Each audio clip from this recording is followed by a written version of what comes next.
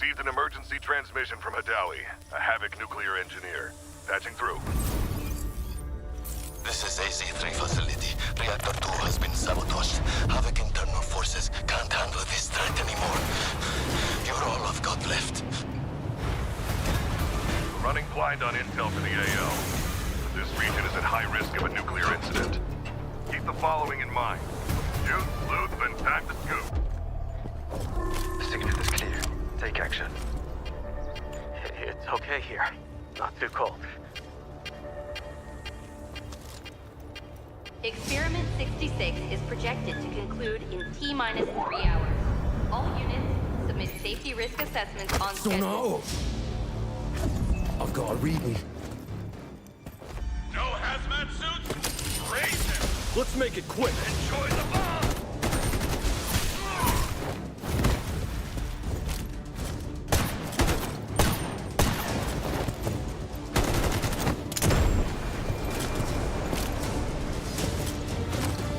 So eager to die. Excellent. I don't know what's happening, but reactor output is still climbing. And security thinks I'm behind this. They're coming for me. GTI, move it, now! Key verified. Access granted. Hostile signal detected. Lethal action authorized. Damn it! Someone take control of this piece of junk! Entering manual mode. Executing command. Those bastards in fusion research won't authorize shutdown because of their experiment timeline. I know better than anyone how important this research is. Hold this position. Once I finish calibration, use that console to insert the control rods immediately. Data set. Follow me. I know somewhere the signal can get through. Steam explosion at Reactor 2. Incident level confirmed. Estimated contamination radius. Careful! Don't fall! We're outside the signal blackout zone. Upload the data package to Skynet immediately. Encryption keys in the archive. Just send it! Critical alert. Reactor power output has critically exceeded safety thresholds. Core meltdown imminent. All personnel evacuate immediately.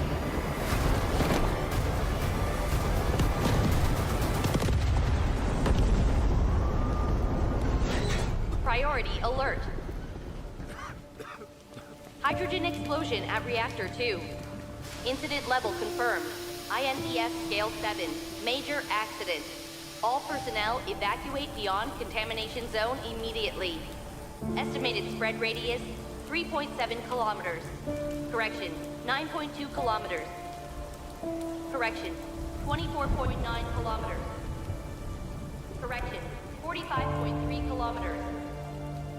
Correction, 79.8 kilometers.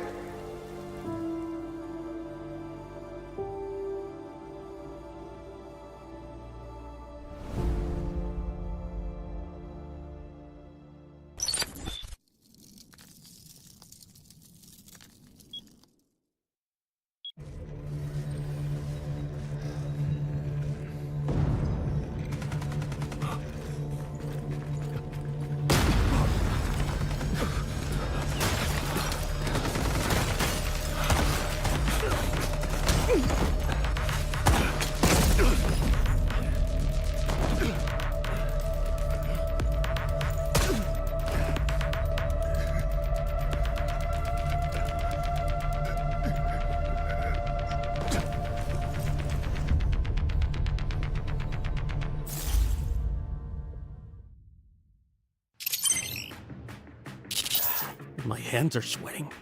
All right. Hi, Operator. I'm Gabriel Mercier, codename N2. Since we'll be fighting side by side, allow me to properly introduce myself. As the codename suggests, my combat style leans towards cryogenic suppression. My frost launcher paired with a cryo flask can quickly force enemies into a frost state, ensuring they pose no threat to us. If enemy positions are unknown, the homing stun grenade can precisely mark them as well.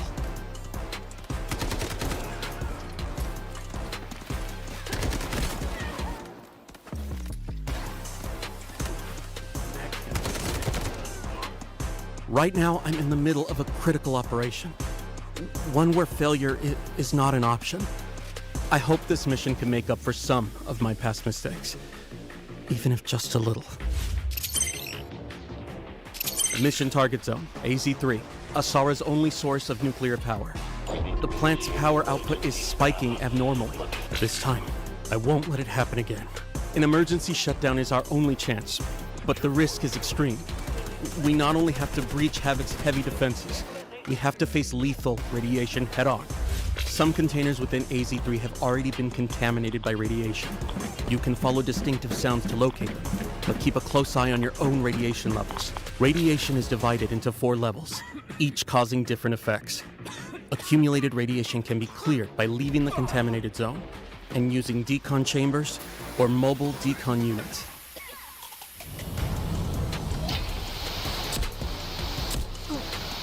During the incident, some personnel lost their access keys. We can use these keys to infiltrate the classified zones and gather intel and supplies. Key verified. Access granted.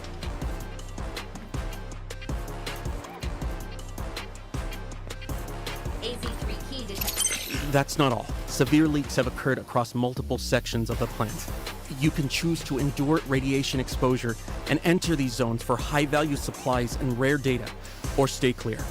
The choice is yours. Havoc has deployed a large number of purification soldiers at AZ-3. Once your position is exposed, heavy purifiers will apply debuffs like corrosion and slow movement, but attacking the weak spot on their back can neutralize them quickly. An even tougher threat comes from the relink agents. H-1000 personally leads H-47, H-800, and other agents to guard the facility, all of them connected through Skynet. They're extremely persistent. Stay on maximum alert. One final thing. If we do manage to shut down all the nuclear facilities, something unexpected might happen. Disabling attention. All AZ-3 terminals disabled. Of course, the nuclear plant has new collectibles too. Over in Warfare, things are heating up. The flames of war have reached the weathered stone walls of the Colosseum. This 1,000-year-old city is sliding toward ruination.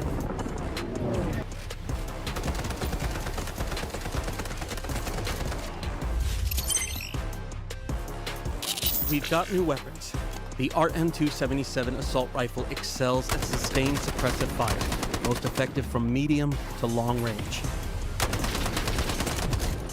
The SVCH marksman rifle is capable of taking down enemies in one shot at long range. There are also some bonus events coming up. Play Ole Ole Ole to earn points and exchange them for sports-themed rewards and exclusive avatars. The Meltdown Season Pass includes various tactical supplies, including a new outfit for Tempest. The new season's Mandelbricks can yield the AKM assault rifle. Astromancy's not bad. Opening Turbricks gives you a chance at the Law of Time series collectible charms. Good luck. A new melee weapon, Elegy, the exclusive weapon of the Abyss Shark Reese. Pretty cool. Oh, and don't forget, the Rainbow Six Siege crossover is launching soon too. 3 new operator skins.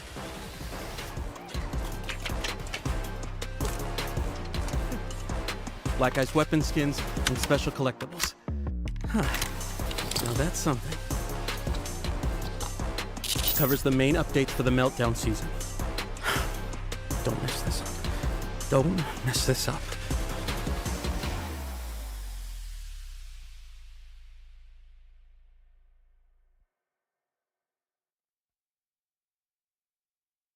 Hi everyone, I'm William, the art director of Delta Force. As many of you may already seen, Delta Force is launching a collaboration with Rainbow Six Siege in our next season.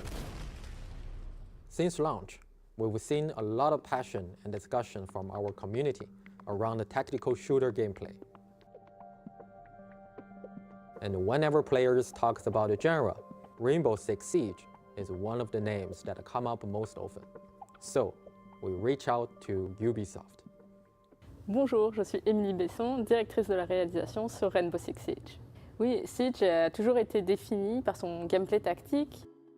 le travail en équipe et aussi la variété des opérateurs que les joueurs ont appris à connaître et reconnaître au fil des années.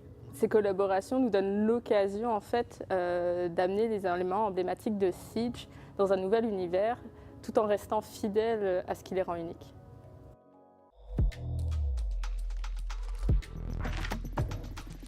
In this collaboration, we focus on two things: operators and the Rainbow Six Siege's iconic visual legacy. We selected 3 operators pairings who share the same combat philosophy. I'll be there you need me. Malbodanen, Hengduiji. Call if you need a hand. For classic Siege elements, we choose to honor Black Ice, the Drone, and the Alpha Pack. Ce qui était essentiel pour nous de préserver dans la collaboration, c'était l'identité, l'authenticité de nos personnages.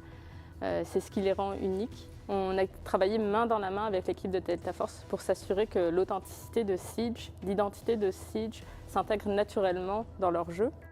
Both games share a realistic art direction, and finding distinct recognition within that shared aesthetic was actually the harder challenge. We started by preserving the core silhouette and the color framework of Siege operators. Doc and Motin's iconic deep navy uniforms, Vigil's signature custom-fitted gear, these stay true. At the same time, within the finer details, we evolve in Delta Force identity. They wear patches from both teams. Motin carries Cineva's badge. Doc has medical kits at his side.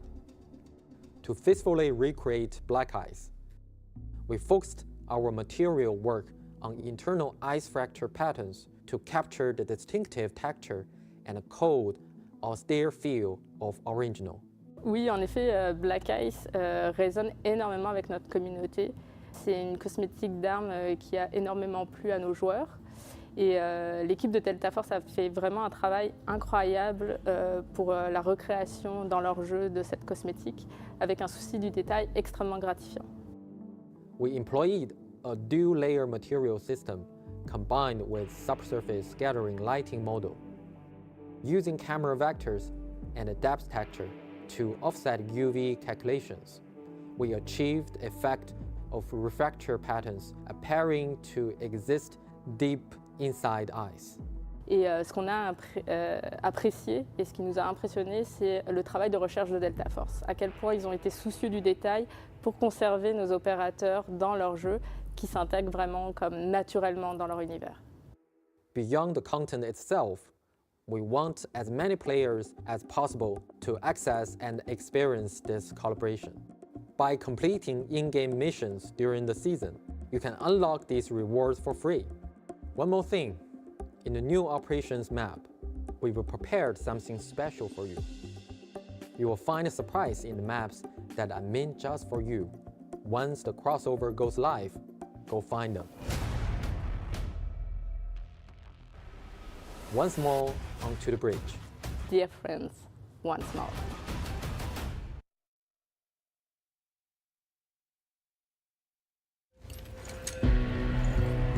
For some, success is measured by bodies in bags.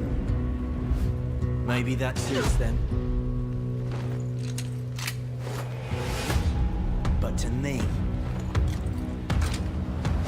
it's measured in hearts that keep beating.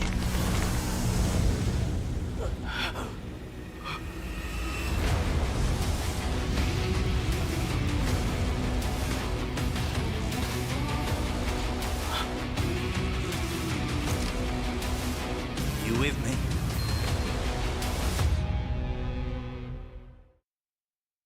Operations. It all comes down to 3 simple rules. Search, fight, extract. Search decides how much loot you walk away with. Fight. Not every encounter needs to end in a shootout. You just need to clear whatever's standing between you and your treasure. Extract. That's the magic moment that turns everything in your pack into yours to keep. 3 phases, all connected. Miss one and the whole run falls apart. Gear up before you head out. The better you're geared, the harder you hit and the more you can carry. But the more you lose if you go down. Go in cheap and dying won't sting as much, but you'll miss out on those juicy, high-value supply zones. Gear up and go big, or go light and gamble. Your call. Once you're in the match, forget everything else. Loot, loot, and loot some more. Documents on desks, parts and cabinets, bird nests by the roadside, trash cans tucked in corners early on. Grab everything you can get your hands on. Priority targets, safes, and air cargo containers. Snag one high-value item, and boom! You've already covered your entry cost. Now, the real question, keep pushing your luck or cash out while you're ahead. Your pack's stuffed with goodies and you're ready to extract. Then, gunfire erupts ahead. What now? Charge in, slip past unseen, or hang back and let them wear each other down before you swoop in. Just remember, die and you lose everything in your backpack except what's safely tucked away in your safe box. You choose to slip away quietly. Smart move! Your pockets are already bursting, but you can't shake that nagging sound of footsteps nearby. Even distant gunfire's enough to send your heart racing. You finally reach the extraction point. The countdown starts. Hold your nerve, don't blow it with 2 seconds left. Extracted. That weight you've been carrying the whole run finally lifts off your shoulders. Sweet relief. Then, there's the ultimate wild card. You stumble on a mandel brick. This thing's worth a small fortune, but the second you pick it up, every player on the map knows exactly where you are. Everyone's coming for you. You go from treasure hunter to hunted in the blink of an eye. Your only goal now? Stay alive long enough to decode it and cash in big. Whatever path you choose, it only counts if you make it out alive. That's operations for you. Every extraction is a story worth telling. Go make yours. The wait is over. The battle lines are drawn. The stage is set for absolute dominance. Welcome to the road to glory. Only the elite remains to fight for the championship title. Across the Americas, hundreds fought, but only 6 teams survived. Meet the Titans who carved their path to the finals. Evil Geniuses. Dominant. Unstoppable. Evil Geniuses storm through the group stage, proving they are the apex predators of the region. Spacestation Gaming. Fearless and resilient. Spacestation Gaming fought through every obstacle, earning their direct ticket to the ultimate showdown. FaZe Clan. Battling through the high-stakes survival stage, they proved their resilience when everything was on the line. NTMR. Refusing to back down, they clawed their way out of the gauntlet and earned their spot among the elite. Team Liquid. With ice in their veins, Team Liquid delivered under pressure to secure a shot at the championship trophy. W Key Forever. Seizing their last chance at redemption, they complete the Americas roster and are ready to shock the world. 6 elite squads. Every team fights for a share of the prize pool, but only the top 3 will claim their tickets to Season 2. Who will rise to glory? Tune in live for the Americas Finals.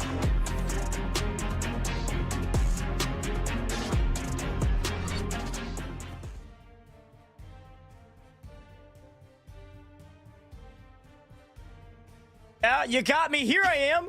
Good morning. Hey, wherever you are in the world, welcome into the Delta Force Rise series, America's Finals. We're here. We finally made it. This is the last shot. This is it. The final lobby. 5 weeks of competition. Americas, you've done it. And we've got our 6 teams. Coach Tiff, really excited to kick things off today. Tiff, how the heck you feeling? Look, I'm beyond amped. After EMEA's finals earlier today, I have no idea how Americas is going to go, but we have such a stacked lobby for those of you that are watching. So supporting, make sure you give everyone all your energy, and let's get into it.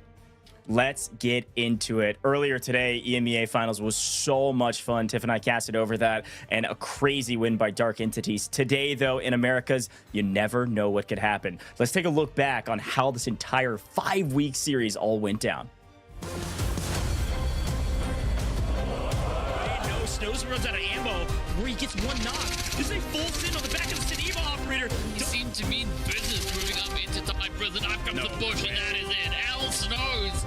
Oh, wait, it's FX. They don't have a Tempest. It's just about gunning down your opponent. Too easy. Still on brick.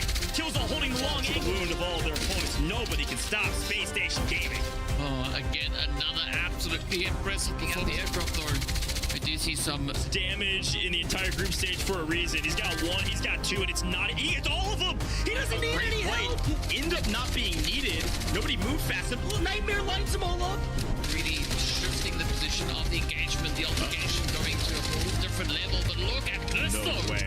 FX is putting the pressure on. They're gonna wipe Leviathan. Funny enough, again, New Age FX. They're the only team playing aggressive. One pushes up. Articuno can move to Tomiozo. He's gonna mantle though. A mistake. He's gonna be so frustrated about that mantle, and Articuno just chows. And you see him screaming into the push for this. 10 seconds on the clock. Crowd's gonna get right under the decoding station, so Loud's gonna have to try to barrel stop him. And he gets it, but does he forever get the steal in time? He can't get there in time. Ult runs out of time. 14 seconds. It's gonna have to be precision. They can wipe them all. You got to wipe the entire team from the top ropes. Precision with the perfect angle. 2 seconds. The other running away. You're gonna go for the steal. Can he jump in time? 0 seconds, and it lands. Team Liquid keep the game alive.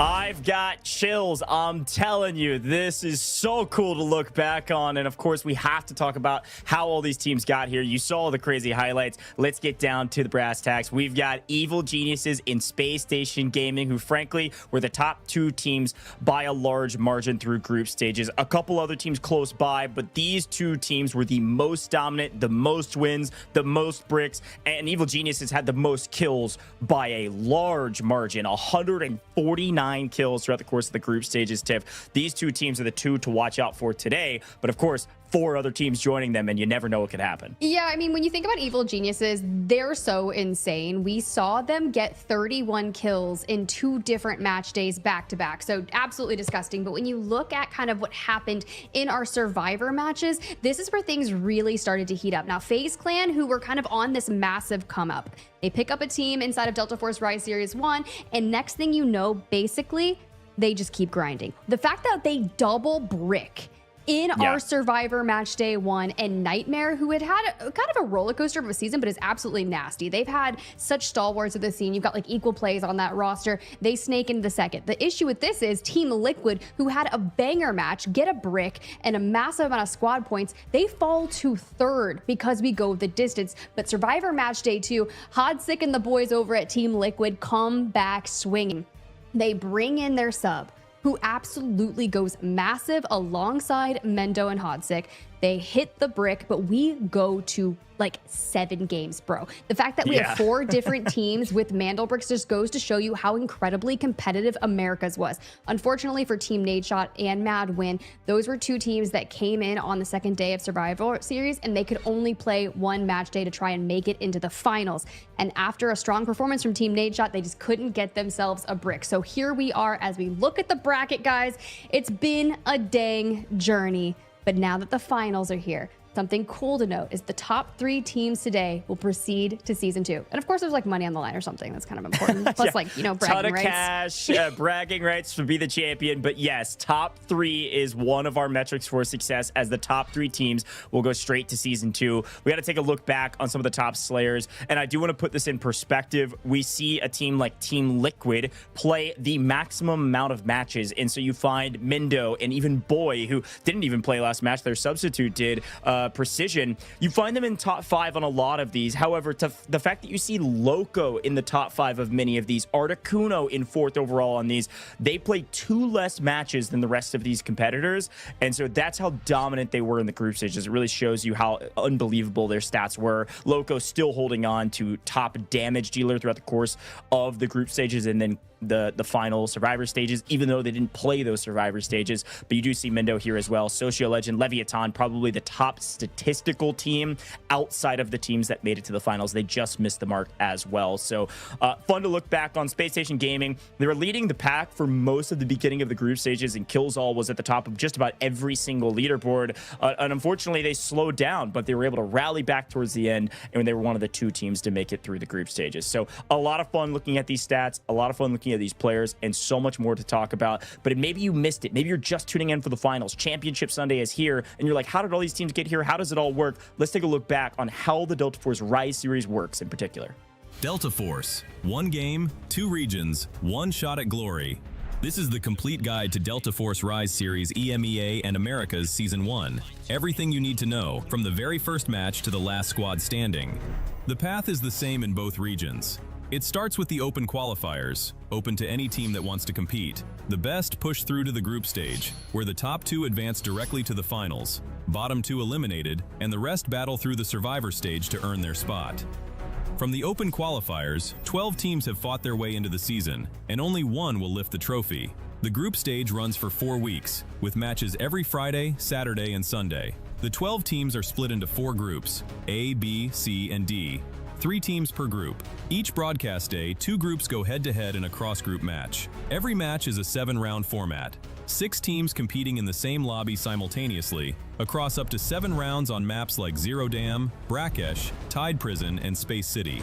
Teams earn squad points by scoring eliminations and accumulating in-game total assets. And on brick rounds, they compete to collect and decode Mandel bricks, artifacts that decide the round winner. Decode 2 Mandel bricks in a match and the victory is locked in, no matter what round you're on. After 12 match days, the group stage standings are final. Places 1 to 2 go straight to the finals. Places 3 to 8 enter Survivor Stage Day 1. Places 9 to 10 drop into Survivor Stage Day 2. Places 11 to 12 are eliminated. The Survivor Stage is where the bracket narrows fast. Day 1 brings those 6 teams together for one 7-round match. The top 2 advance directly to the finals. Places 3 to 6 get one more shot. Day 2 mixes the 4 survivors from Day 1 with the 2 teams ranked 9th and 10th from the group stage. Again, 6 teams, one 7-round match. Top 2 go to the finals. Everyone else is out. 6 teams, 1 day, 1 lobby, 1 match. This is the finals, the ultimate showdown of the season. 2 teams earned it through the group stage. 2 more survived Day 1. The last 2 came through Day 2. Every team deserves to be there. The top 3 finishers earn an invitation to Season 2. Welcome to Delta Force Rise Series EMEA and America's Season 1. Loot, shoot, extract.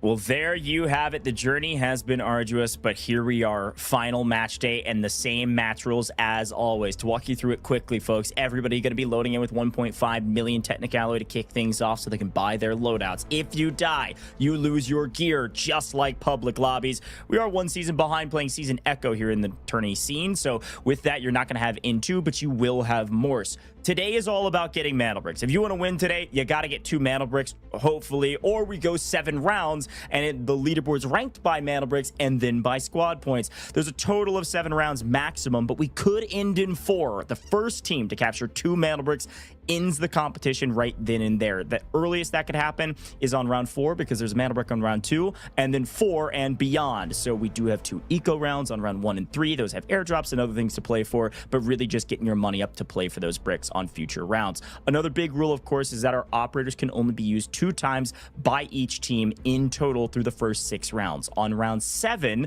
everything resets and you have 2 operators available again per operator you have out there. So for instance, if you run double Nox on Tide Prison, you can't run Nox ever again. Okay, you all know how this works. Now, of course, yes, they have 1.5 million Technic Alloy, but also they've got a 3x3 safe box. This is really where you can actually put a lot of the reds that you find on the map. Not a lot of people extracting these days, namely because eliminations are so important. Look at the bottom of your screen. You want to get your money up?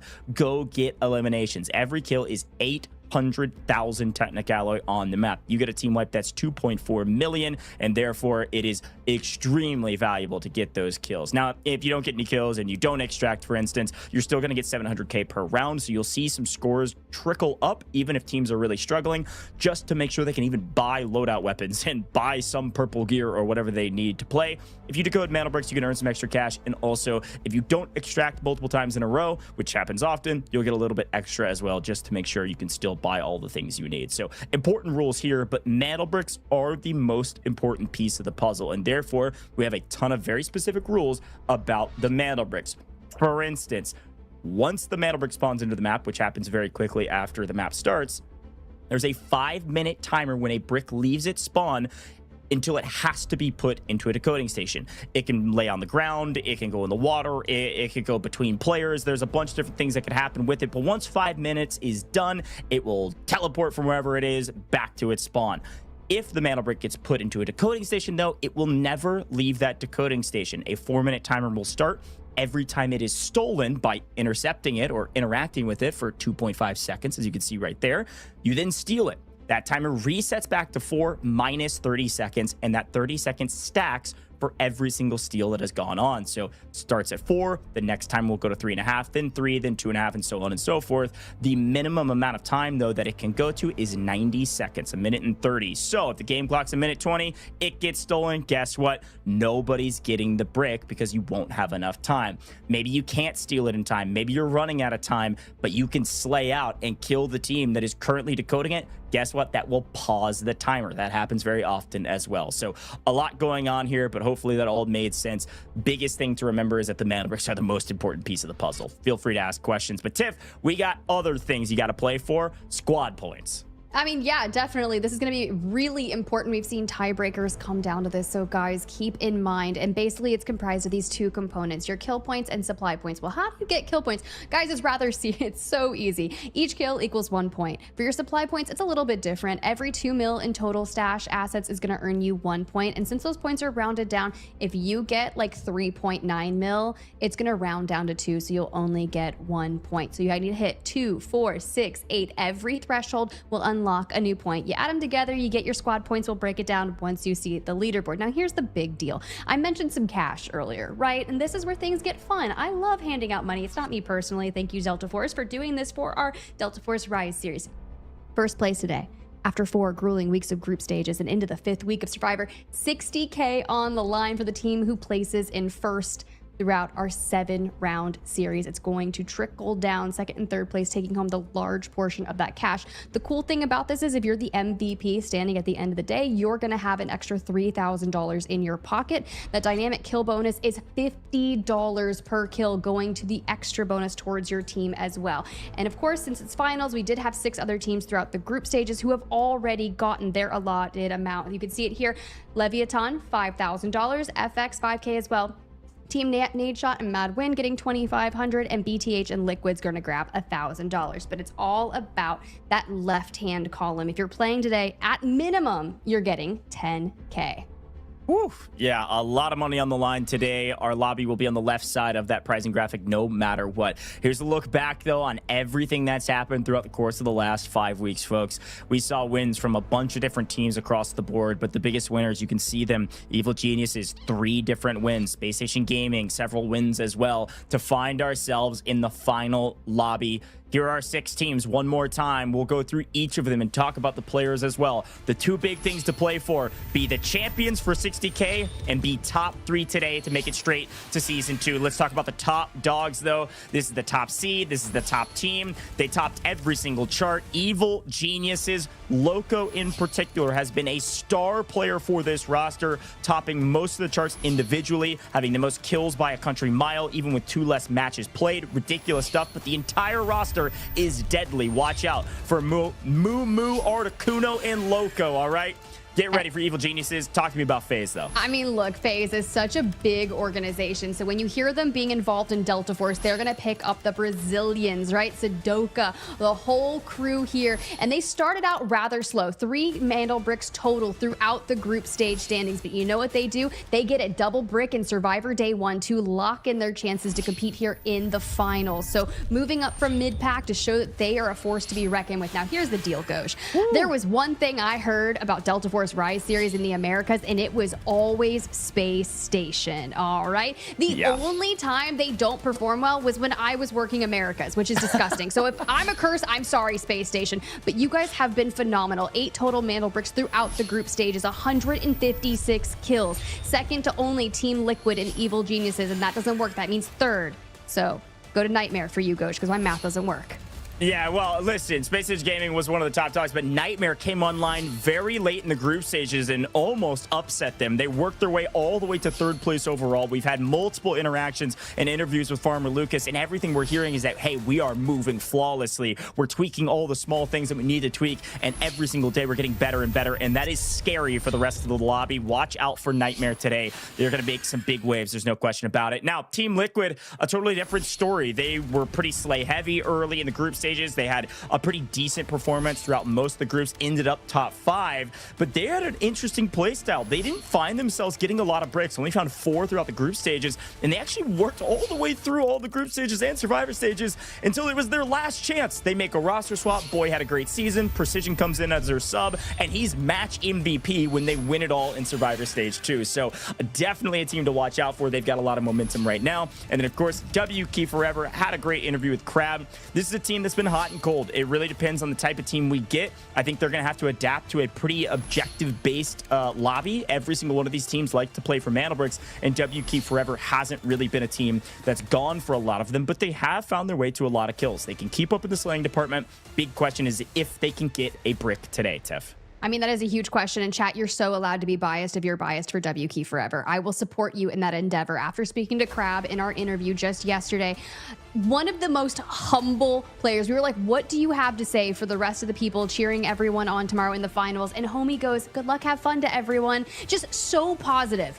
But I love chaos, and usually that's what happens with the finals. And as we look through our match lineups, there you guys have it. Our 6 teams that are going to be duking it out for the potential of a 60K first place prize today. Our map rotation, you know it, you love it. It's been the same since group stages and survivor stage. But we kick things off on Zero Dam.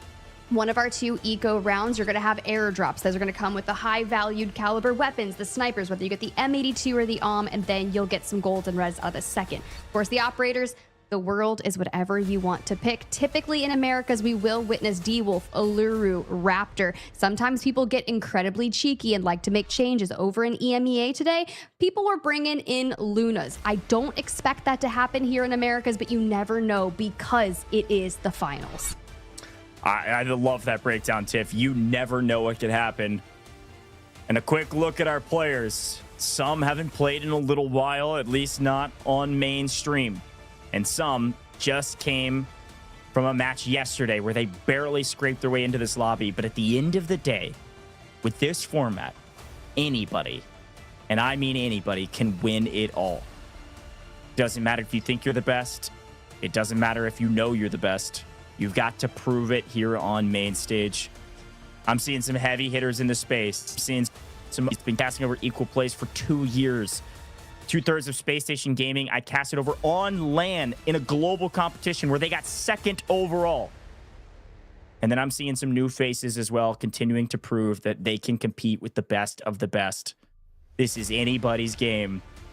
And it's about to start right here. Will the Beast take it all? Will evil geniuses continue to reign supreme? Or will somebody from the bottom of the seeds turn an upset into an idyllic championship moment? So excited for Zero Dam. This is the litmus test of everything, folks. And as a reminder, just for being here, we're going to give you some rewards, folks. 35 total redemptions on this one. If you don't have the Neko Mimi spray paint, you better type quickly. It's your turn to earn it on finals day, I believe in your luck today that you can type it in faster than everybody else out there. 35 total redemptions redeemed in-game or at the official website. As we kick off America's Finals. Championship Sunday is here. This is the last match of Season 1. Buckle up. I'm hoping for a banger. Tiff, let's jump straight into Zero Dam. And getting into it, we shall. Okay, here's the deal, guys. With our Tier 1 spawns, you're going to have Team Liquid and FaZe immediately running towards admin. Mendo's going to dive and go through some different areas and tunnel it out. 4 evil geniuses we see. They're bringing in Toxic, Raptor, and Nox, which is great. We love Raptor. It's so vital on Zero Dam. You immediately put the drone up into the sky, and you can kind of get the lay of land where people are spawning. EG, up towards that barracks area, have already rotated down to keep eyes on Cement Plant, in which you can see Spacestation Gaming is already there. Nightmare does spawn in Major Substation with W Key Forever, Visitor Center. Now, I'm not sure if Nightmare and W Key Forever will look to push into each other. Sometimes that happens, but we might see a reserved nature here just because it's finals. It does look like Team Liquid, who's going to be in the blue, do pick up Saeed, so they'll have gold armor for a potential engagement. Funny enough, I think the fight that everybody wants to see is actually already kicking off. We do need to talk operator comps, everybody bringing in purple and blues. But look at Cement Plant. Evil Geniuses, a different play than I've seen from them in the past. They rotate down from, I believe, barracks and wrap over to Cement Plant to play for Space Station Gaming. two of the top dogs already in an engagement from distance. Nice little pull there from Team Liquid. So a potential fight here in admin and a potential fight around cement plant. We'll see which one kicks off first. Ooh, a couple reds going for Team Liquid there. Saw a bag of coffee get picked up earlier as well. So reds to be had. In EMEA this morning, we had Alliance that picked up the craziest reds all day. Yeah, ridiculous. Big moves for them. Didn't get any bricks though, but it still brought them to a 3rd place overall. You guys were there? Oh, great. If not, gosh. It's Equal that's getting the luck here today. 1.4 mil. That thing's kind of big though. Yeah, I mean, still, though, we're finding nice loot already. We're picking up servers on main. My goodness, 1.4 mil there. Kick things off for Nightmare. Finding that in Substation. All right. Respect. Other than that, the big question is who fights first. I say this every single time. I can't stop now. It's the finals day. Zero Dam, best way to get your eco up on an economy round is to kill people. Go get your eliminations. I'm ready for it. I'm just ready for Lucas to start scouting. And honestly, if we get another Nightmare interview and Lucas gets up here, bro's going to be one of the most analytical brains you see all day. There's only one person that I compare him to, and he's in a different title. This man is like a guy named Sweet Dreams. If you know him, you'll know exactly what I mean. If you don't, I don't know what to say. Now, fair enough. I mean, he has been extremely analytical and a great interview just because he is able to break down so much of their strategy and other team strategy with this very unique format. So just lays it out. He's like, this is what it is. This is why we're doing it. And it's like just all out there. So knowing that they have brought such an insane strategy to the table, I really hope it pays off for Nightmare. Elsewhere, Spacestation Gaming, I haven't been able to see too much gameplay of them recently, but you can see with the Raptor, they're going to set their sights on neighboring team. Evil Geniuses has been lurking towards the outside. You can see Loco very heavy in the frags already, looking for angles if he can. Does get sought out by top cement plant. yeah, I mean, end of the day, this is a fight that'll take a very long time. I can't imagine either of these two teams full sending, so we do need to take a look elsewhere and just check on the rest of the teams. You can see Team Liquid, Hotsick is rocking the gold, and they're actually moving this direction after hitting some shots, working their way through barracks, maybe down to cement plant for a fight. Look at the bottom right-hand corner of the map, though. WK Forever and Nightmare are about to fight over this first airdrop. This airdrop carries that high-caliber weapon. Definitely worth playing for. The second one, maybe not so much. FaZe still up alone in admin, doing their thing over by the garage. And this is a big deal because anytime you think about whether you're getting the OM or the M82, Nightmare wants it. They want to get it in the hands of equal plays because he's going to open up a lot of those engagements and find value with it. If they get an airdrop with it, it's 99% of the chance it's going in the hands of equal. We'll talk about that later because we still have about 35 seconds before it hits the ground. For Team Liquid, still kind of moving their way out onto the western side of things, but Smokes are down and a D-Wolf forward thanks to the hands of DW. He has to make sure we've got the ult in back pocket and WQ Forever. We were talking about them. Can Crab hold on, make it through Survivor Match Day 2, Nice. and we break down equal. Great angle there for Crab over the top. DW may be missing some comms, but they do trade one back and forth. Farmer Lucas steps up and makes a big play for the trade. C-Bot's down. One on the left, though. Watch out for Peaky over the top. A great shot. And a great angle. They didn't know he had wrapped all the way around. So it's going to be down to DW to be the hero in a 1v2, and he's going for it. As a D-Wolf, looking for an angle, finds one, and they line him up. Nightmare cut down early. If you put that one up for debate, if you put that one up for channel points in chat, who you thought would win, I think most people would pick Nightmare, but WK Forever outplay them in a perfect moment. Not just outshoot, outplay. A great angle with one inside of the wall, able to hop up and find Lucas to make it a 2v1. They really just well done. broke them down so nicely based on positioning and not giving up space. And when you think of Deathwing, the only thing he has as the D-Wolf is he pushes forward, right? And I start to get a little worried, but when you're watching the back on that fence line, that call out should have been there for Peaky. Let's see what he gets. Now, making sure that we get that ammo, we get that weapon, and hopefully on Zero Dam can find some nice kills with it. Yeah, every time you pull this airdrop, it's either M82 or OM with 5 shots. Each round is 100,000, by the way. And that server does not fit in the safe box, so WK Forever are able to grab that. Yeah, they took it from Nightmare. Yeah, I want to say that's a 4x3. That thing is gigantic, so it is a lot of value, definitely worth carrying, but no safe box means it is up for grabs. Nightmare is down. Here we have, you can see WK Forever up ahead. FaZe on the rotation, and they knew the airdrop landed over here. Possibly on their rotate down when they decided, man, we'll go look for it.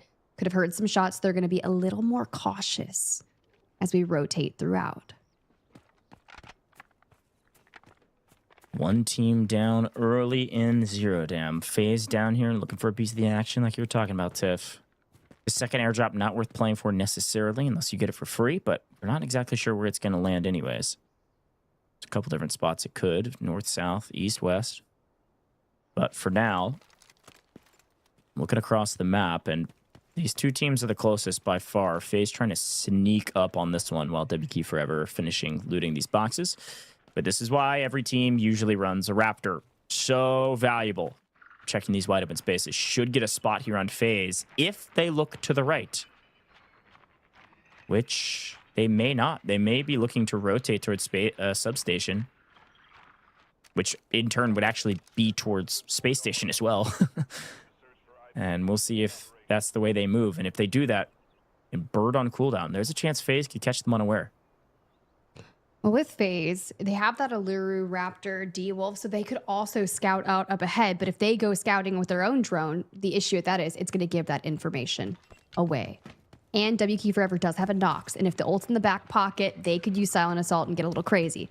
Elsewhere, back to Evil Geniuses, who have kind of swapped places. Space Station Gaming have rotated mid-map, and Evil Geniuses have moved into Cement Plant. Yeah, and Evil Geniuses, they get a kind of a power position being on high ground here. Basically, if you get knocked from that position, you're probably going to be able to get the res. So it's a decent power position for fights, but nobody's really going to fight you at top cement.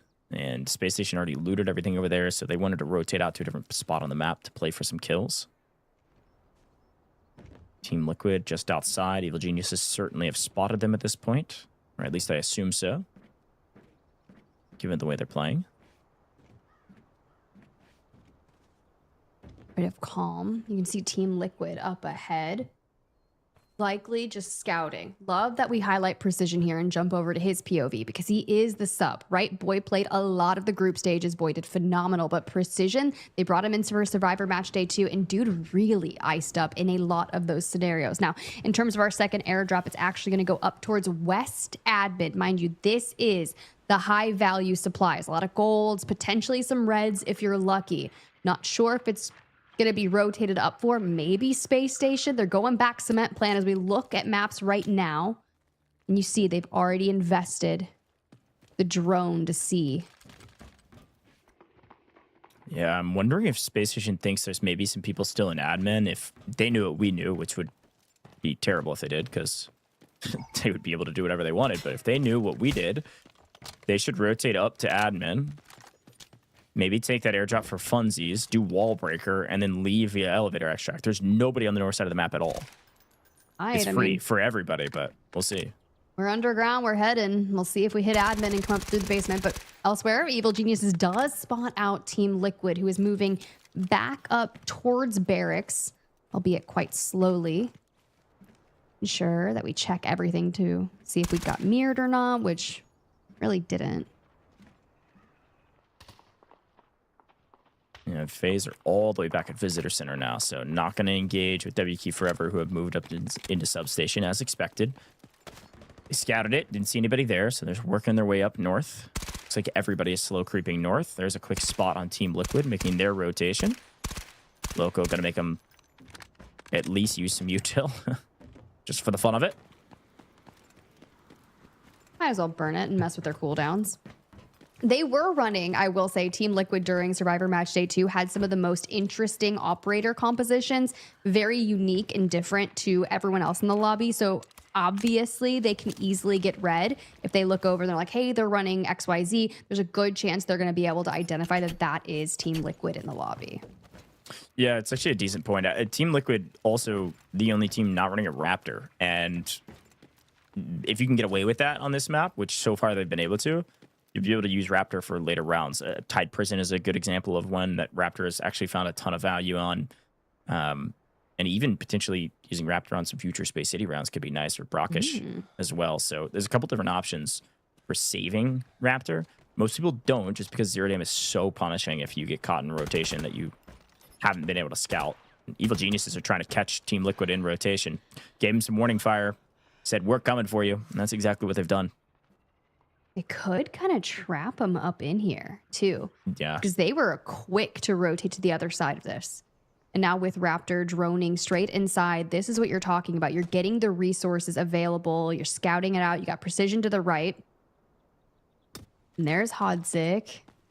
Now relay the information back to the team. Do we want to insert ourselves into this fight? Yeah, it's a tough call. Team Liquid could back up. But if they back up and it's red accordingly, they're just going to get trapped again. And they could wait them out. Play the game of chicken that we see so often on Zero Dam. In the meantime, everybody else is also rotated up to the north side of the map. FaZe has gone from Visitor Center all the way up Ridge. You can see them in X-Ray all the way up. Top of Parkour Course. Zipped over here. And Spacestation Gaming is inside of admin, checking all the corners. Every box. Waiting patiently. Same with WK Forever, just kind of putting up Silverwing and checking out the horizon. Little do they know they're one of the last teams down south here on Zero Dam, not gonna lie. About this time, usually people are fighting in admin, but during Americas in the Survivor match day, I believe it was 1, everyone was fighting out into the water. It was just wild. But we pull up the map, kind of give that update. You were talking about FaZe. They've moved back into it, and they're kind of filtering in through Garage over towards admin.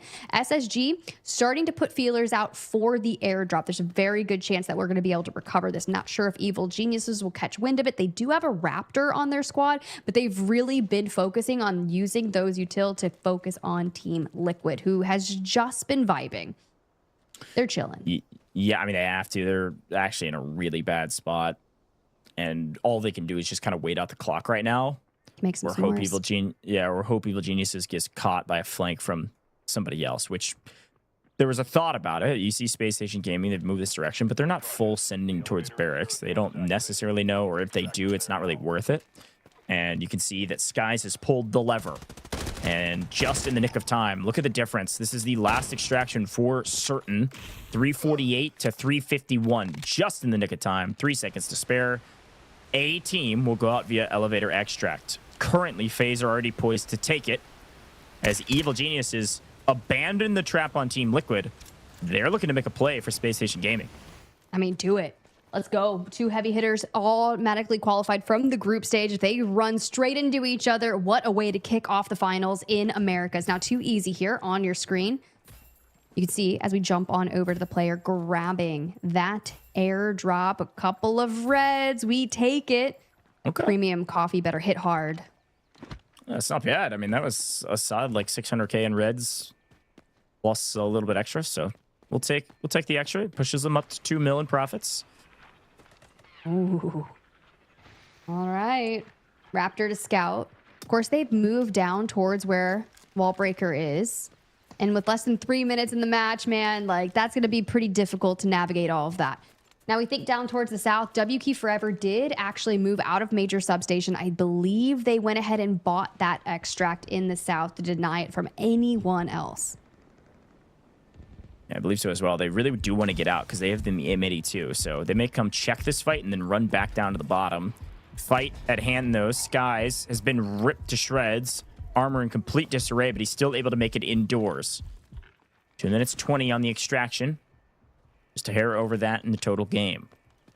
FaZe still holding down backside of shipping containers and holding down the position by the extract while Mr. Diogod is on a solo route to do what exactly? Maybe catch a crazy flank, a crazy third party as D-Wolf?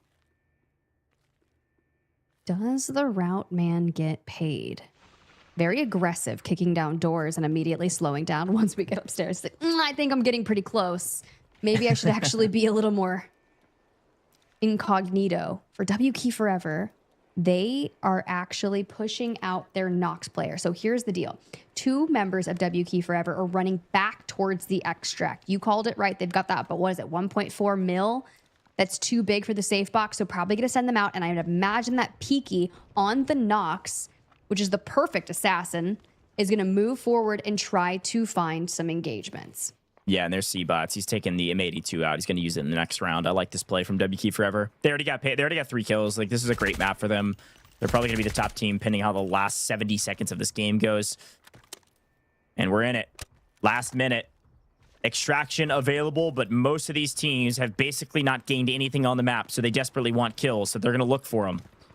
WK Forever will likely be the only players that actually extract out of this map. The lever was pulled. The elevator extraction is there, but nobody's going to take it. They haven't earned it. They haven't gained anything yet. It's time to fight, and we're running out of daylight. 45 seconds. We're just going to steamroll into each other. Sudoka out here, getting some angles onto Hod 6. Smoke's expended, so he's not going to fall here. Now, Peaky pops Silent Assault and immediately sends inside. This guy's got nothing to lose. Oh, nice find. Peaky with a perfect angle. Knocks ult Pult. Comes swinging up the stairs, finds Moo. Here goes Precision, taking down a member of FaZe. FaZe able to take down a member of Killzall. Killzall down. Skies answers back. It's utter chaos. FaZe eliminated. 15 seconds on the clock. Mendo and Team Liquid, the only team to not lose anybody yet. Everybody else down to a duo.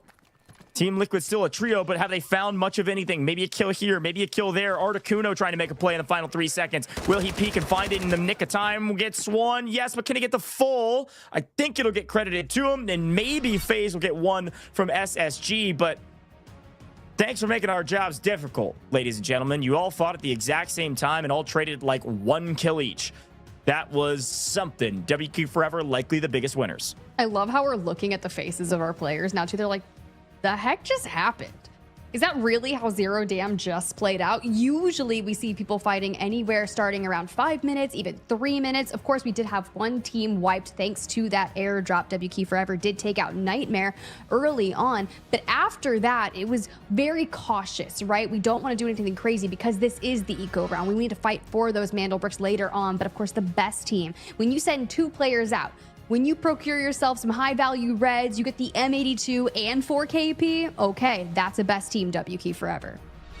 That's exactly right. 4 kills is going to be the most of anybody else. Like I said, everybody got a little bit of blood besides Nightmare. Evil Geniuses 1, FaZe Clan 1, Spacestation Gaming 2, and Team Liquid did find 2 as well and gave away none. WK Forever found their team wipe, plus Peaky's 1 more on the stairs in admin. So a great job from these guys to find 4, get the M82 out, get a red out, and walk away on top of round 1. A slower Zero Dam than I was expecting. But hey, that's the way it goes in the finals. Everybody trying to be cash respecters, and let's see who's able to earn it. Top of the board here, C-Bots, WK Forever, 2 assists.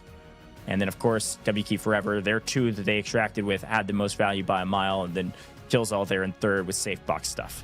Yeah, definitely, especially after that airdrop. But our round 1 MVP is going to be none other than Crab. A nice little extraction to get yourself out of the map with 2 kills will open the door for our potential 7-round series here in the Delta Force Rise Series Finals in Americas.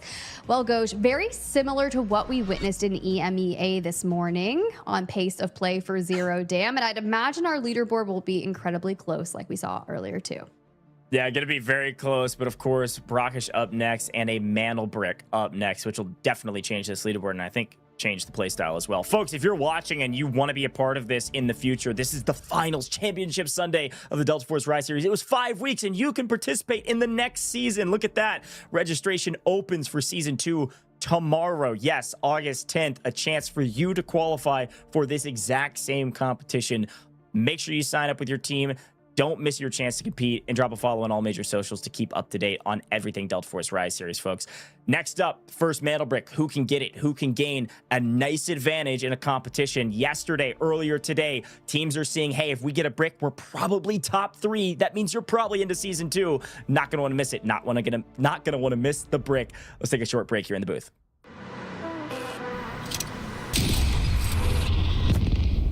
The enemy got the Mantle Bricks. Find and stop them. Mantle Bricks decoded. Nice work, operator. The time to strike is now. Do not let me down, operator. Decoding has begun. Defend the area.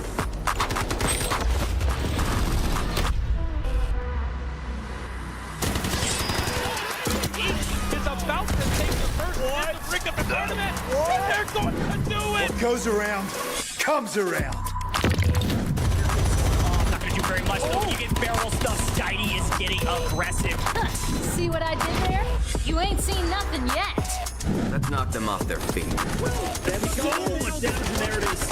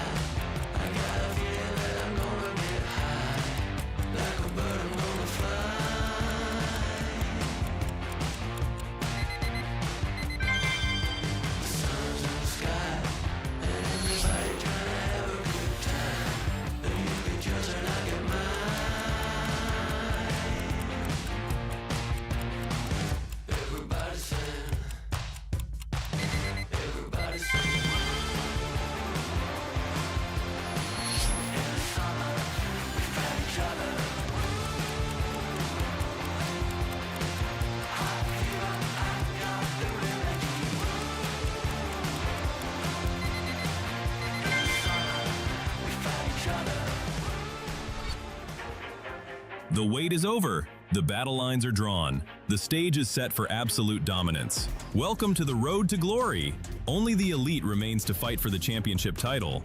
Across the Americas, hundreds fought, but only 6 teams survived. Meet the Titans who carved their path to the finals. Evil Geniuses. Dominant. Unstoppable. Evil Geniuses storm through the group stage, proving they are the apex predators of the region. Spacestation Gaming. Fearless and resilient. Spacestation Gaming fought through every obstacle, earning their direct ticket to the ultimate showdown. FaZe Clan. Battling through the high-stakes survival stage, they proved their resilience when everything was on the line. NTMR. Refusing to back down, they clawed their way out of the gauntlet and earned their spot among the elite. Team Liquid. With ice in their veins, Team Liquid delivered under pressure to secure a shot at the championship trophy. W Key Forever. Seizing their last chance at redemption, they complete the Americas roster and are ready to shock the world. 6 elite squads. Every team fights for a share of the prize pool, but only the top 3 will claim their tickets to Season 2. Who will rise to glory? Tune in live for the Americas Finals.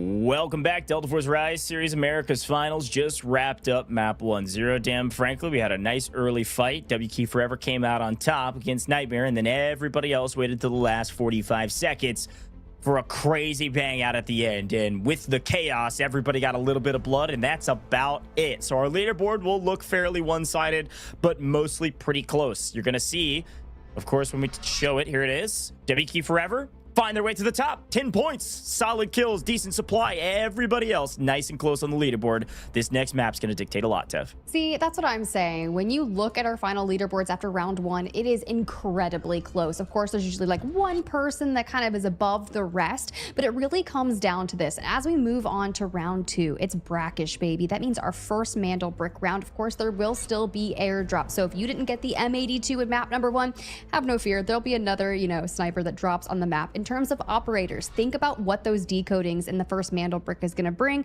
Uluru, Raptor, and Gizmo is typically the most popular operators for Americas. Gizmo's been rising in pick rate. Raptor, incredibly important for that information. Uluru for the defense, especially if we go to the Royal Museum decoding station. My only thing is, We didn't see it happen too much in the EMEA earlier today, but the question is Tempest based on spawns, Goj. Will we see a team bring in Tempest? I feel like we've seen at least one team just go for it. And last time it was Genius, I think, in EMEA that actually did it, and it paid off. They actually got the brick, not necessarily because of that, but they had it in the pocket in case they needed it once they got the brick to Museum. So I think the biggest question for me is actually less a little bit about the comps and more about how this map will play. I think in general, you've got to remember that with Royal Museum, there is a pretty big, I'll call it, defense that people can play outside of Museum. There's a building just outside of the spawn of the brick that whoever gets there first, they can just hold the line and prevent anybody from getting the brick out of spawn. And so sometimes teams will grab it immediately and then rush indoors and immediately plant the brick. And sometimes we sit here and watch each other in this big standoff around the brick where it spawns just outside of Royal Museum. Again, it'll spawn to the south. There's a decoding station just inside of Museum. It's why these tier 1 spawns are so important. Brakkesh is the only map that has these spawns this close to the brick.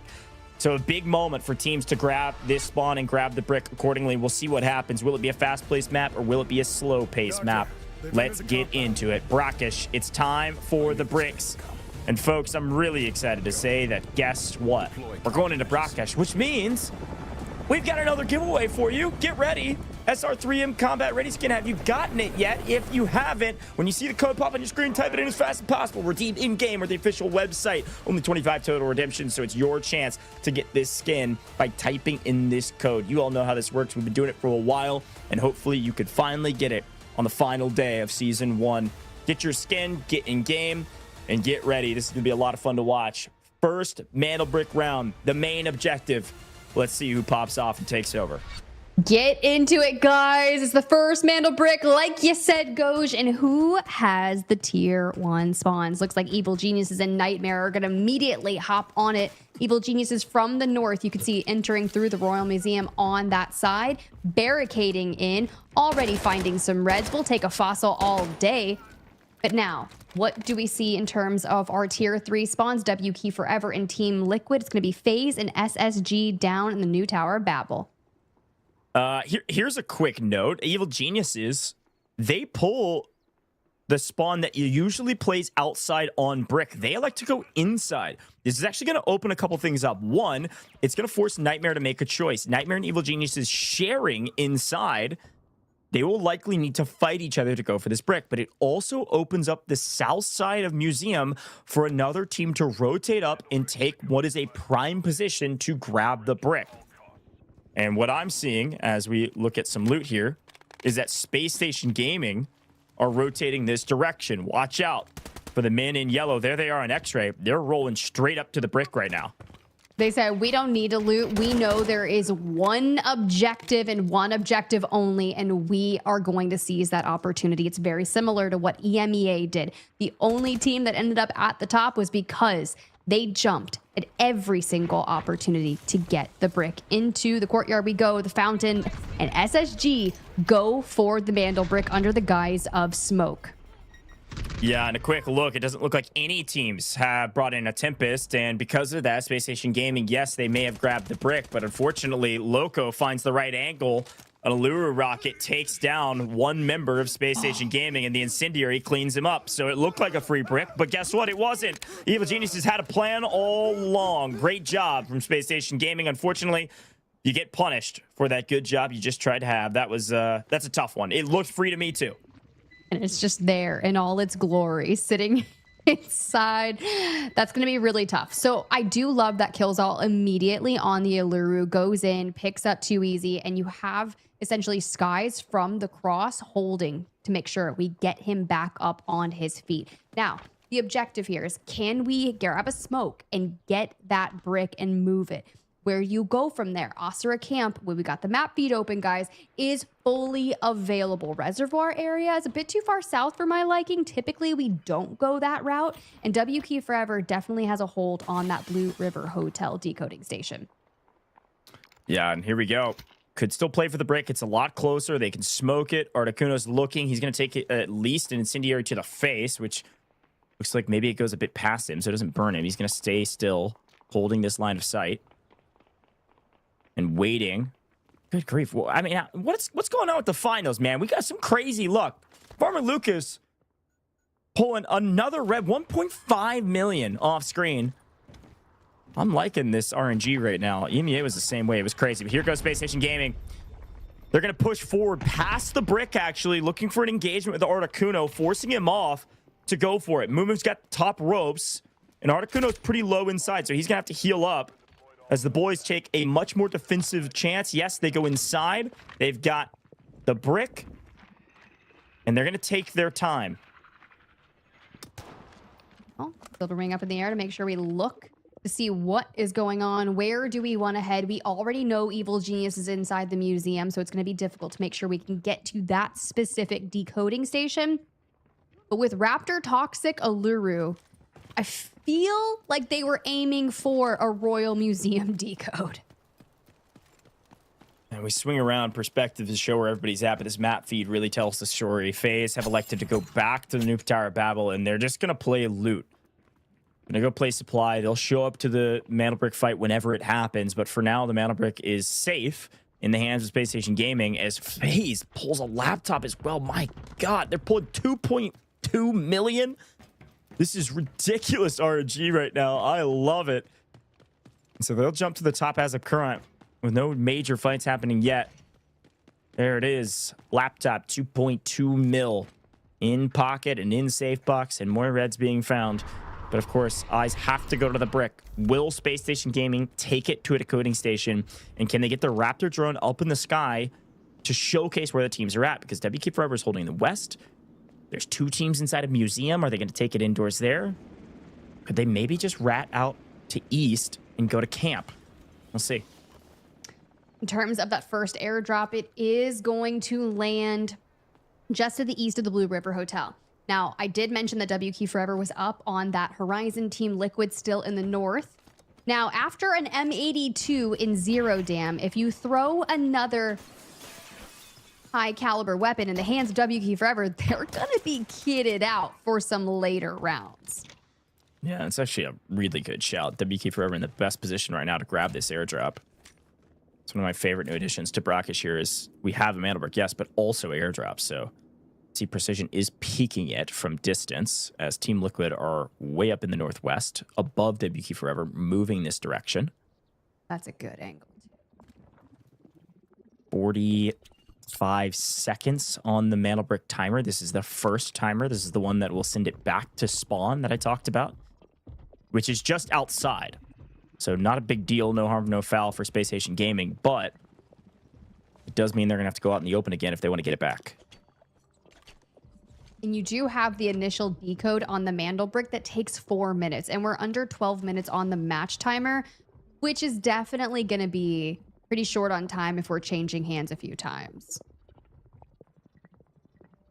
2 of the top teams right next to each other. One indoors, one on the outside. Nightmare have been pretty quiet inside of the other side of Museum. I've been elected to push over towards Evil Geniuses. Brick goes back to spawn. It'll pop up at its spawn in about 5 seconds. And Evil Geniuses sure could go for it, but this is the stall out that I was talking about right before we got into this round, Tiff. When a team elects to hold the building outside a museum and hold the Overwatch position on the brick, it is so dang difficult to grab it without a Tempest. So now we wait. Over on the EMEA side of things, we did have a team immediately hop the brick on Brakkesh. They ended up with 6 kills and a pretty decent map in general. But for America's, very stark difference as we move back inside to check on Evil Geniuses for Royal Museum. Kind of guarding this decode station up top. Now, Spacestation Gaming, they've moved out. You've got 2 easy across the way. Sky's holding the cross. And they're really trying to set a trap. For Team Liquid, we're staring at the airdrop. WK Forever didn't actually push out to grab it just yet. A slow Brakkesh. But what can you expect in the finals? Everybody not wanting to make the first mistake. WK Forever checking their messages. I don't know. They're just waiting outside of hotel, waiting for somebody to walk into their line of sight. And Spacestation Gaming, you know how they roll. They're not going to wait on anybody. They find the right moment, don't see anybody peeking the right angles, and they get the brick back to safety. What do they do with this brick? Do they take it up to camp? Do they take it to market? Do they head down to Reservoir where FaZe is waiting? A couple of these decoding stations are being camped as of current. And they have Raptor. They could scout out ahead. They should, in theory, go to camp. That's right, Elsnose. I see you. Giving us some luxurious artwork on the walls. Checking the time.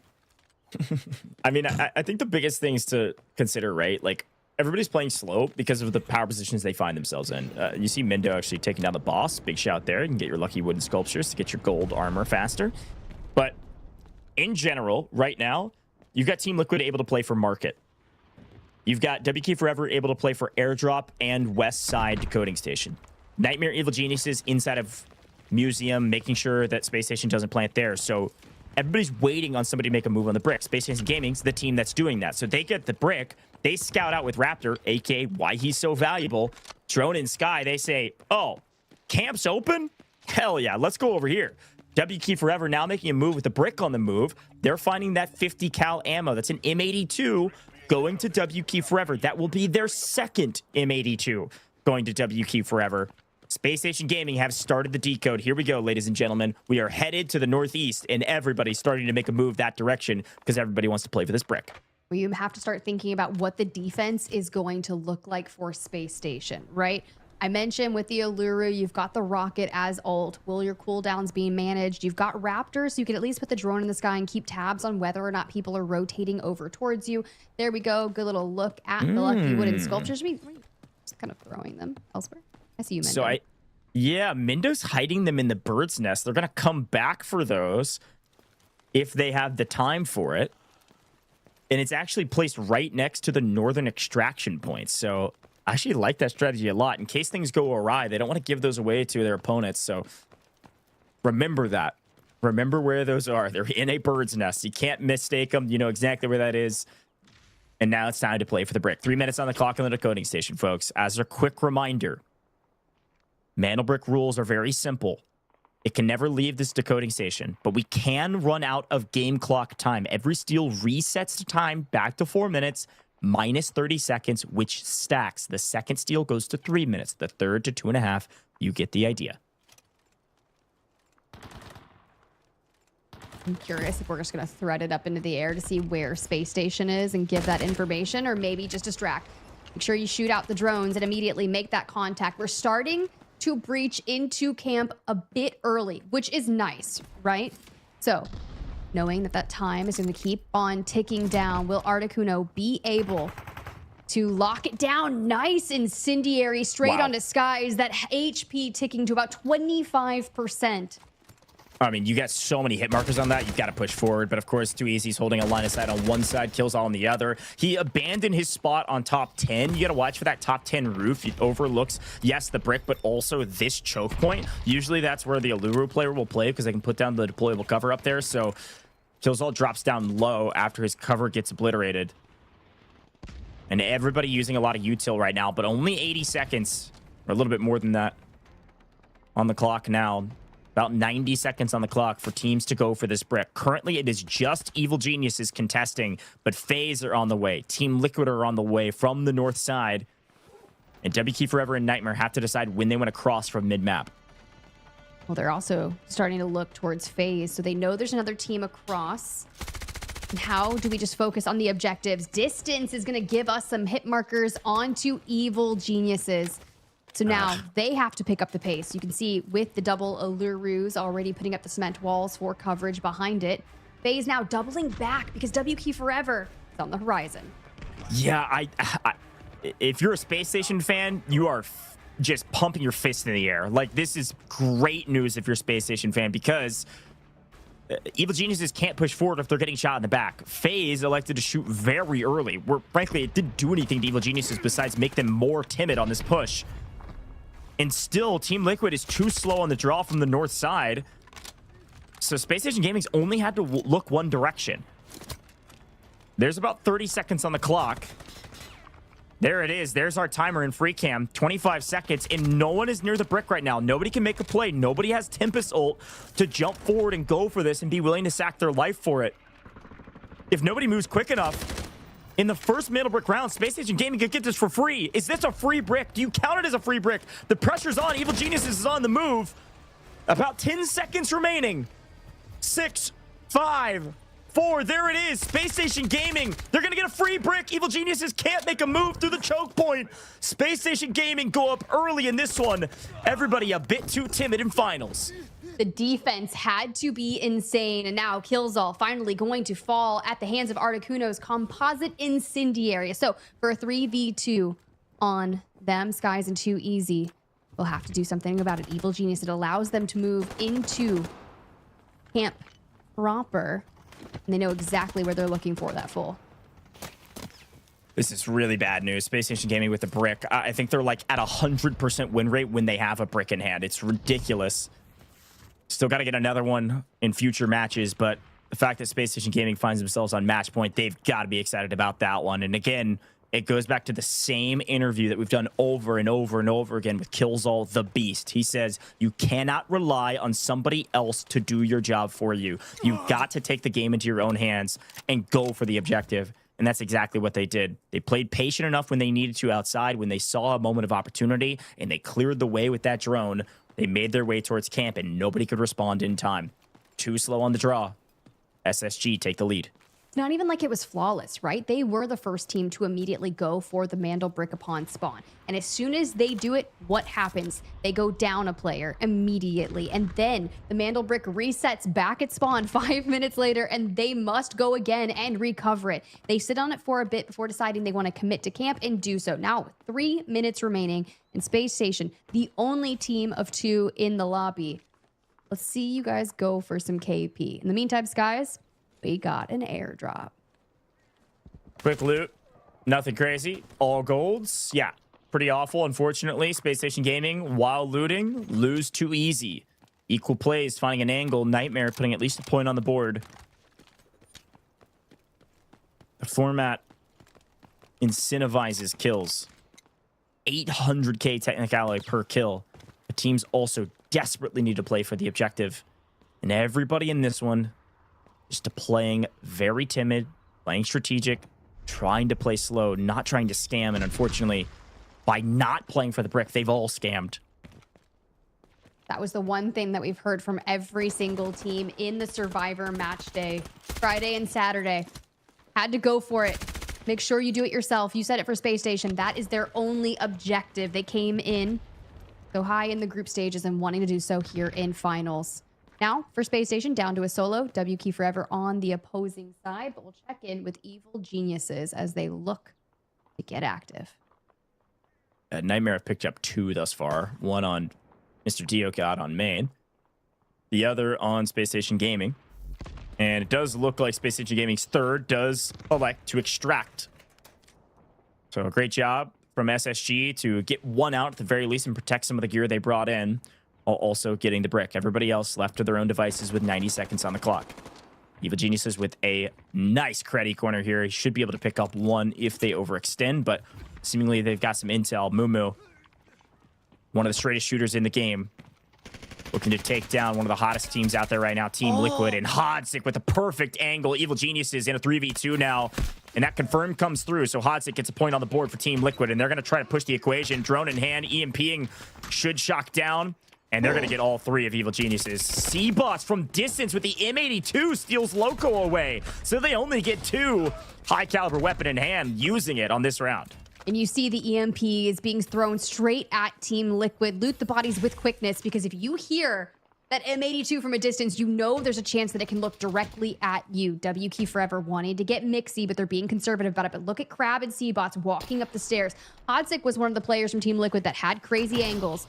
But will they be able to find precision? The smoke goes out, the cross is in, and here comes the chow for precision, and they body him. Great move from W Key Forever, able to find one, but a quick answer back. Mendo finds one on the other side. 19 seconds, and you need to get confirmed, but Mendo's 1 HP in a dream. He goes for the Ego Chow and misses. C-Bots rechows and obliterates him. FaZe finding some kills on equal plays, but W Key Forever, a great play towards the end, a great challenge. They pick up a couple kill points of their own, and with 4 seconds on the clock, everybody else just sprinting at each other, trying to find something, and they will get nothing. A little bit of blood for everybody, but only a brick for Spacestation Gaming. An interesting start to the final lobby. Killzall the Beast is excited about it. I mean, he's definitely hyped. You can see Skies as well, just positives for FaZe. Like, yeah, you find some momentum here, but here's the deal. If you want to be the champions of the Delta Force Rise Series Season 1 in Americas and take home 60K, it is all about the Mandel bricks. EMEA ended in 5 rounds. We will probably not see 7 games here in the Americas Series if Spacestation Gaming has something to say about it. There's a stat line out there somewhere. Spacestation Gaming will get the best team. But the times that Spacestation Gaming has struggled is when they weren't able to find bricks. They get one early. There's a storm coming, Harry, and it's coming from the side of Spacestation Gaming. Holy cow. All right, well, with that start, SSG don't find a kill, but Skies at least gets out of the map to protect some of the loot. WK Forever yet again top fragging with 4, but Nightmare find 3, Liquid find 3, Evil Genius was find 2, and even FaZe finds 1. So, like I said, I know it felt slow, but blood exchanged hands from every single team. But SSG stand tall with the brick. Looking back, Seabots is playing great. Honestly, WK Forever came in bottom seed TIFF, and they're fragging out right now. All their chows have looked near flawless. They're making the right calls on pushes and fights. They just did it a bit too late to play for the brick, maybe expecting some of these other teams that were closer to actually do something about it. And that's the biggest misplay that you can have, is because everyone talks about, hey, someone else is going to do something. It doesn't quite work like that, especially when you've got a lot of people looking for the objective. In terms of our top assisters, you can see WK Forever. You got Team Liquid there in the middle. Back to asset earners, 2.2 mil from L Snows, Seabots 1.1, Sudoka from FaZe also rounding out the top 3. Some big momentum in terms of assets, but our round 2 MVP is going to be Seabots. Seabots, a nice game. 3 kills from him, and congrats to WK Forever, likely being in 2nd place at the end of that one. We know Spacestation Gaming will be at the top, regardless of squad points. Our leaderboard always sorted by the amount of mana bricks you have, and then by squad points. But SSG on top, everybody else trying to figure it out. Folks, we are headed to Tide Prison next. Another eco round, another chance to get your money up before the onslaught of Space City rounds. You're not going to want to miss it. It's going to get real sneaky. It might play a little slow, and then there's going to be a crazy bang out at the end. So get ready for a big fight. Folks, we're going to take a very short break here in the booth. When we come back, Tide Prison.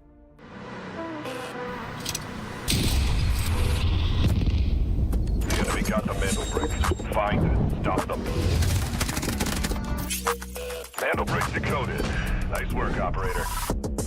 The time to strike is now. Do not let me down, operator. Decoding has begun. Defend the area.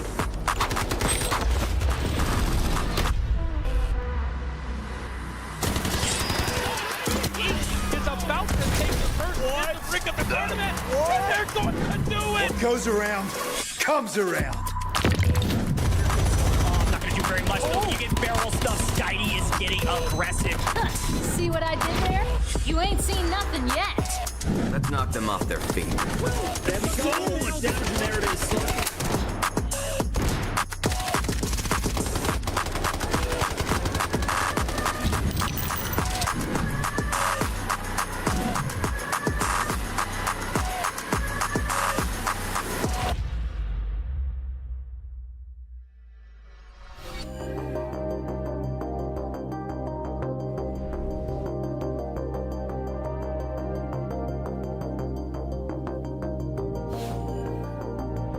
Hey guys, some of you may know me, some of you may not. My name's Killzall, or The Beast, or Killzilla, if that's what you want to call me. But I'm here to go through my setup today, so let's get started. First of all, I play on a 2K OLED monitor with a Wooting 60HE V2 with the wrist rest. I have a Artisan mousepad with a Logitech Super Strike mouse. And to here, I listen on the Odyssey Maxwell's. It's just a 4070 Ti. It's just a regular old computer, nothing too fancy. And this is where the magic happens. This is the Beast's bed.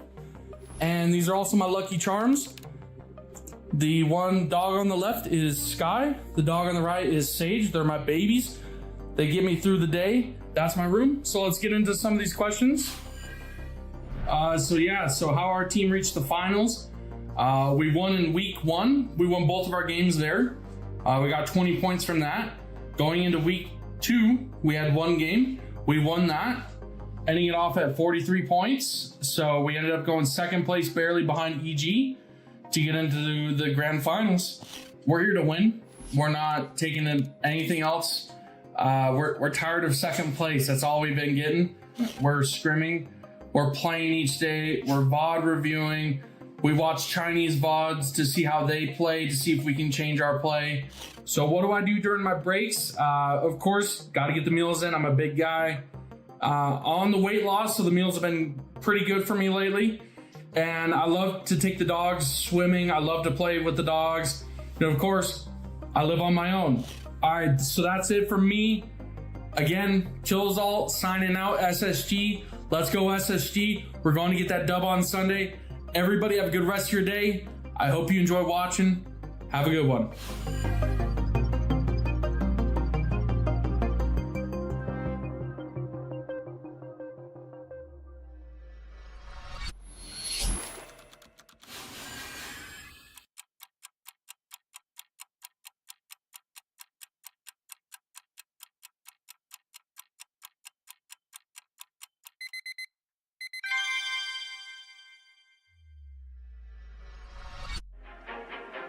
The wait is over. The battle lines are drawn. The stage is set for absolute dominance. Welcome to the road to glory. Only the elite remains to fight for the championship title. Across the Americas, hundreds fought, but only 6 teams survived. Meet the Titans who carved their path to the finals. Evil Geniuses. Dominant. Unstoppable. Evil Geniuses storm through the group stage, proving they are the apex predators of the region. Spacestation Gaming. Fearless and resilient. Spacestation Gaming fought through every obstacle, earning their direct ticket to the ultimate showdown. FaZe Clan. Battling through the high-stakes survival stage, they proved their resilience when everything was on the line. NTMR. Refusing to back down, they clawed their way out of the gauntlet and earned their spot among the elite. Team Liquid. With ice in their veins, Team Liquid delivered under pressure to secure a shot at the championship trophy.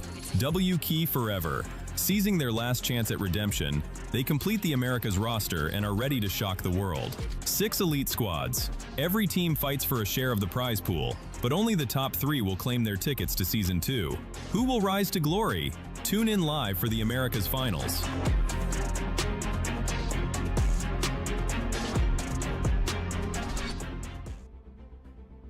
Welcome back, Delta Force Rise series. It's America's Finals time, and we've just wrapped up our first 2 maps. Frankly, they've been playing a little slow for my taste, but all the teams trying to be cash respecters, and let's see who gets the most cash at the end of the day. Spacestation Gaming walk away with the first brick of the day on Brakkesh. Fortune favors the bold today, and to be honest with you, yes, there was some contests, but they were just too late. So it was fairly free for me. Spacestation Gaming, hardly any points, but they've got a brick. So they're top of the leaderboard. W Key Forever, top fragging. They find their way to second. Hey, look, 15 squad points is going to do it. And at this point, if they get themselves a brick, it would jump them up to the top of the leaderboard for Team Liquid, about to breach that double-digit squad points. Nightmare, Evil Geniuses, and FaZe Clan, all within relatively similar positions. Honestly, one of them just needs to have a pop-off game. Nightmare just needs to catch some momentum. But when we think about Tide Prison, you're right. You mentioned this pace kind of screeches to a halt. It is incredibly slow and then very action-packed towards the end. For our operators, you're going to see a ton of knocks. His util kit is so valuable when it comes to the tight corridors of Tide Prison. Morse as well, especially. But Shepard can be fun. Occasionally, you're going to get the rogue Seneva. It's probably going to be Hodsick. He just wants to grapple someone and bash him down. So I'll just be counting down until we get that. And of course, we got to talk quickly about spawns. Tier 1 spawns on Tide Prison don't do a whole lot besides prevent you from getting a Tier 1 spawn on the next map, which is Space City, which has a brick. So you really ideally don't want a Tier 1 spawn.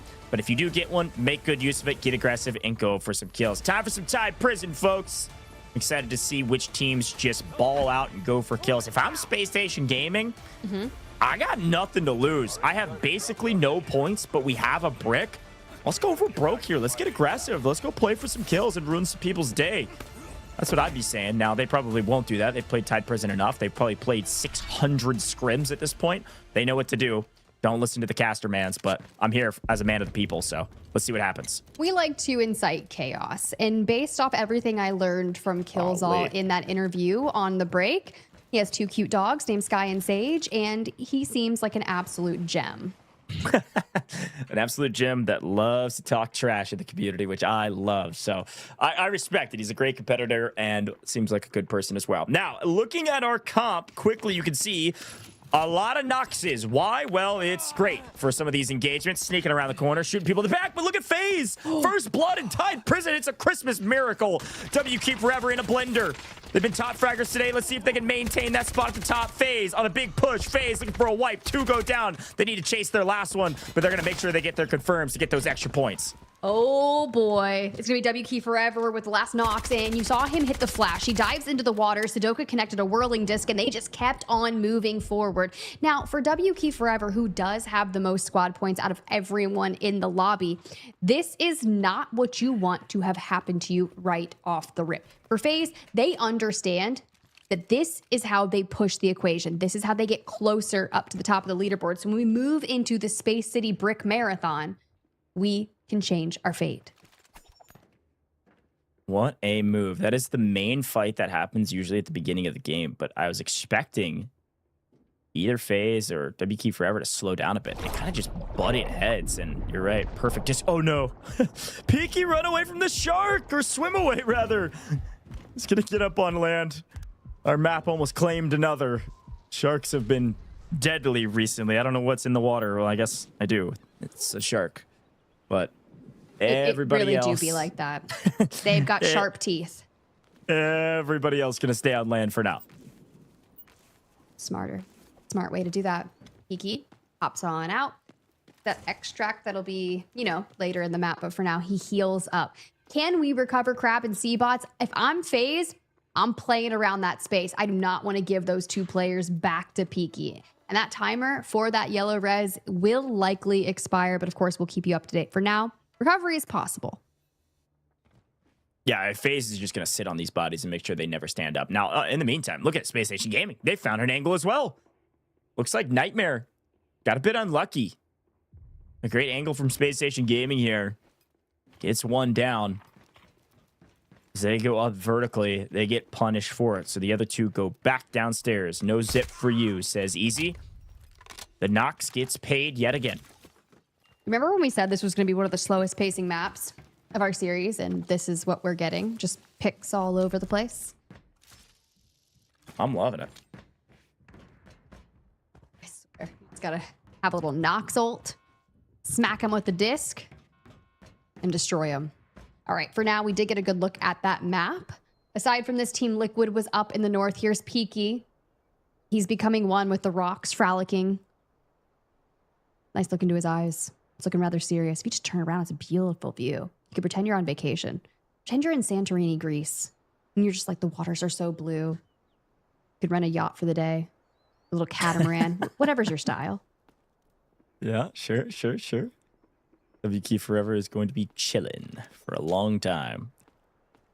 I mean, I'm counting Noxes. Look at this on the left. You can see everybody that's running it. 2, 4, 6, 7. At least 7 Noxes out of the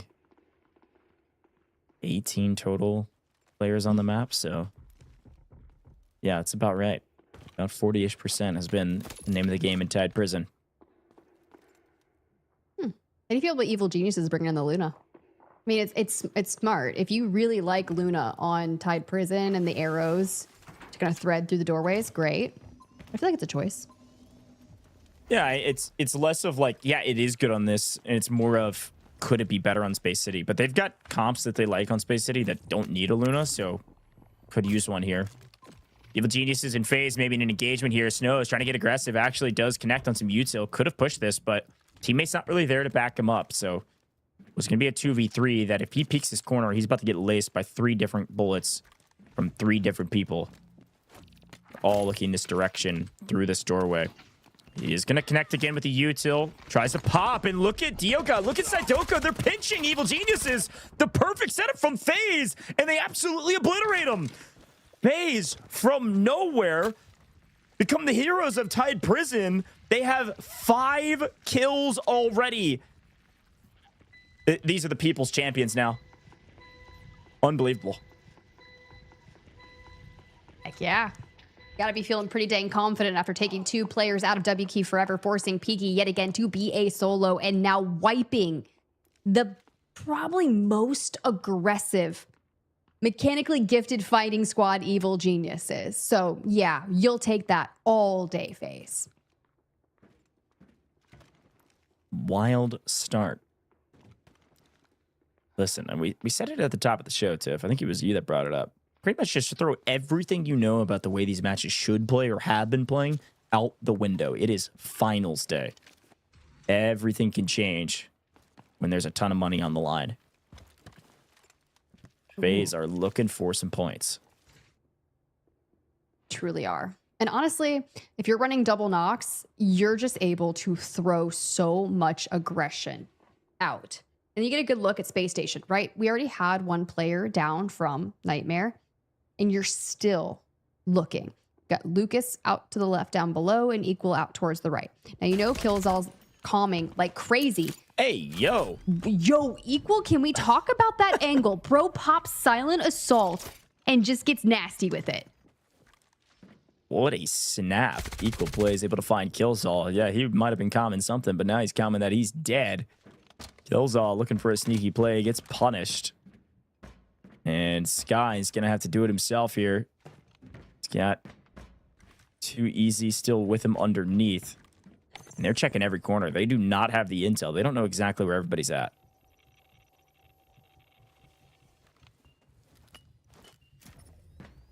All right.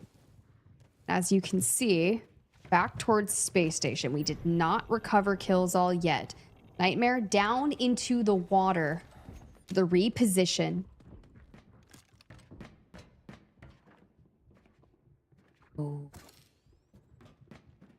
Lucas here, trying to keep a distraction. Yeah, at this point, everything's slowing down to a screeching halt. They have grabbed Killzall's body. Are going to go for this res while Equal may re-peek this. He's going to jump peek it to try to get some intel, and Easy's going to throw some util to make him think twice about it. He catches some himself, though, and has to back off. They hear the res coming through, but because of the positioning where they're taking this res, it does look like Equal Plays can't actually peek it over the top without fully exposing full body in window. A great play there from Skies to pick up Killzall, but Too Easy. They did find him. They found an angle at the very least as Farmer Lucas is swinging in from a different angle to find the shots to put Easy down.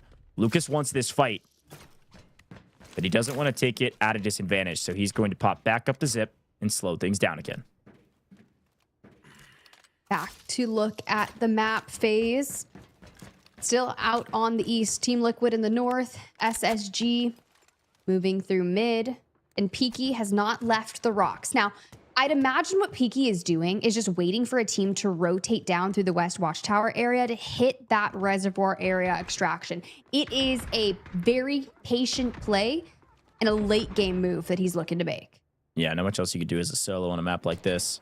So we'll turn our eyes to the rest of the teams. 3v3s, 3v2s. Nightmare still as a duo. Their third long gone at this point. Team Liquid, haven't seen much from them. They're up on the north side and could potentially engage here with Nightmare. Team Liquid are basically wrapping above them. Could swing this direction. You might be wondering to yourself, why does Tide Prison play so slow? Well, you're starting to realize why. I mean, we've had some great fights, and it does look like Snows is actually going to take down Raven. Not going to let the Ward do it himself. But this map has so much verticality and so many, I call them creddy corners, but so many corners that you can get shot from, so many wild angles that you have to slow push and slow clear everything. And sometimes when you get in these fights, everything slows way down because, one, you don't want a third party to happen, and so you're checking your back. But also, it's just tough to actually full push a fight if they're in vertical space that's difficult to get to. So,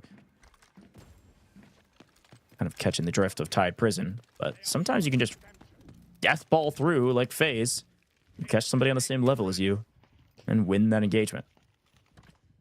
Very true, but as we reach kind of that halfway margin, that airdrop has gone down over by the west side. Not sure if anyone has any intentions of picking that up. Do still have the mission available if you really want to go for it to work your way into that. A nice little check-in with Peaky. Wonder what he's chatting about. Yeah, probably just talking to his team about what they're going to do after the games, hanging out. I mean, he's got nothing else to do. At this point, it's like you can either go rat around and hope with Nox you can find kills, which is probably what I would do because I'm not a patient player. Or you stay really patient, play the outside, and basically play to spoil somebody's day when they walk right past you. The rats get paid on Tide Prison. It is what it is. So he's electing to go for that strategy for now, and we'll swing back to some of the other teams inside. We are at, let's see, what, 11 minutes into the game. We've got a full team wipe and nearly another. But everybody else has slowed way back down, and you brought up the GTI supply mission. It's worth talking about that for those that are just tuning in for the finals. Instead of the airdrop giving you that high caliber weapon, those sniper rifles we always talk about, you have to do the GTI supply mission. It's the mission that's noted by the specialty mission symbol that you see top middle by the game clock timer. Pull that, put a C4 on the door, protect it, watch it blow open the door, get your loot. And now all of a sudden you either have an OM or an M82. Basically one-shot sniper for the most part, especially if people are not repping gold armor, which they aren't yet. For now, we wait. See who goes for the mission and see who gets the next kills, as FaZe are electing to rotate maybe a bit further south. The next extraction points, Tiff, are going to be reservoir area. And then, of course, you could play for some of the pipes if you wanted to. You could play for reservoir. Curious if Peaky will allow that. He is the warden of the South at this point, and I don't know if he's going to let you pass you by. Yeah, We'll I mean, see. if you're swimming, you'll probably get away with it. I think he's got an AS value. He's not going to be able to like lace you from distance, but if you go Might right try. past him, yeah, if you go right past him, you might get cooked. Don't walk past Peaky. For now, Spacestation Gaming, absolutely vibing. Everyone else, absolutely vibing. Do we see people start to cross paths like ships in the night? I'm not 100% sure, but if we're going to put the util down here, get a little bit of a scan and be like, what's going on? Do we know where they are? Can we play up ahead? FaZe have been wanting to get really aggro, and now we've hit that 5-minute margin. I think teams are going to start to try and really locate one another so they can battle in the last 3 minutes. This is more the pace of Tide Prism we're used to. Oh, yeah. Morris is getting some nice value. Sonar scanning out, trying to get a read on where everybody's at. So far, only scanning for bots, but hopefully for players here shortly when it's off cooldown. Bot 6 Saniva hasn't found much action yet either. I'm looking for a grapple. I'm looking for a beatdown. Oh, look, Peaky's moved from his rat spot, and he's moved over and actually found a red. Nice. He's looting the airdrop. Is going to give the golden reds and finds 2 gazelles. Wow, nearly 1 million there for WKF. Hey, we're getting something. Oh, okay. Okay, buddy. We'll take that all day. Thanks for grabbing the airdrop. All right, now moving back into position. Hodsik finds a nice bottle as well for himself out towards. Now, I'm not sure if 2 members of Team Liquid are going to be diving into the potential for extracts or considering it. We'll see who decides to go for it. FaZe, on the other hand, have decided to rotate down towards Reservoir. Yeah, this is... Yeah, AS Val. And FaZe are going to be able to go Reservoir if they would like to. It's got, looks like on our screen, 75 seconds for that extract. So you got to be there at 75 seconds if you want to take it.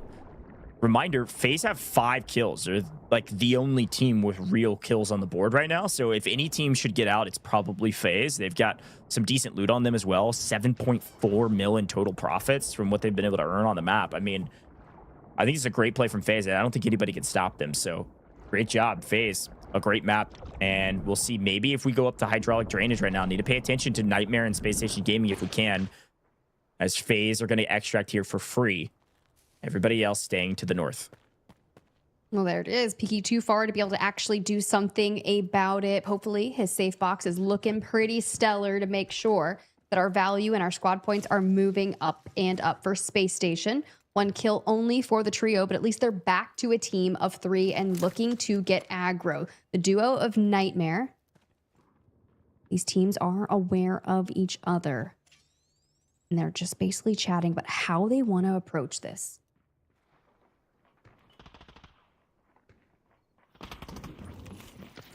Here's FaZe getting out of the map.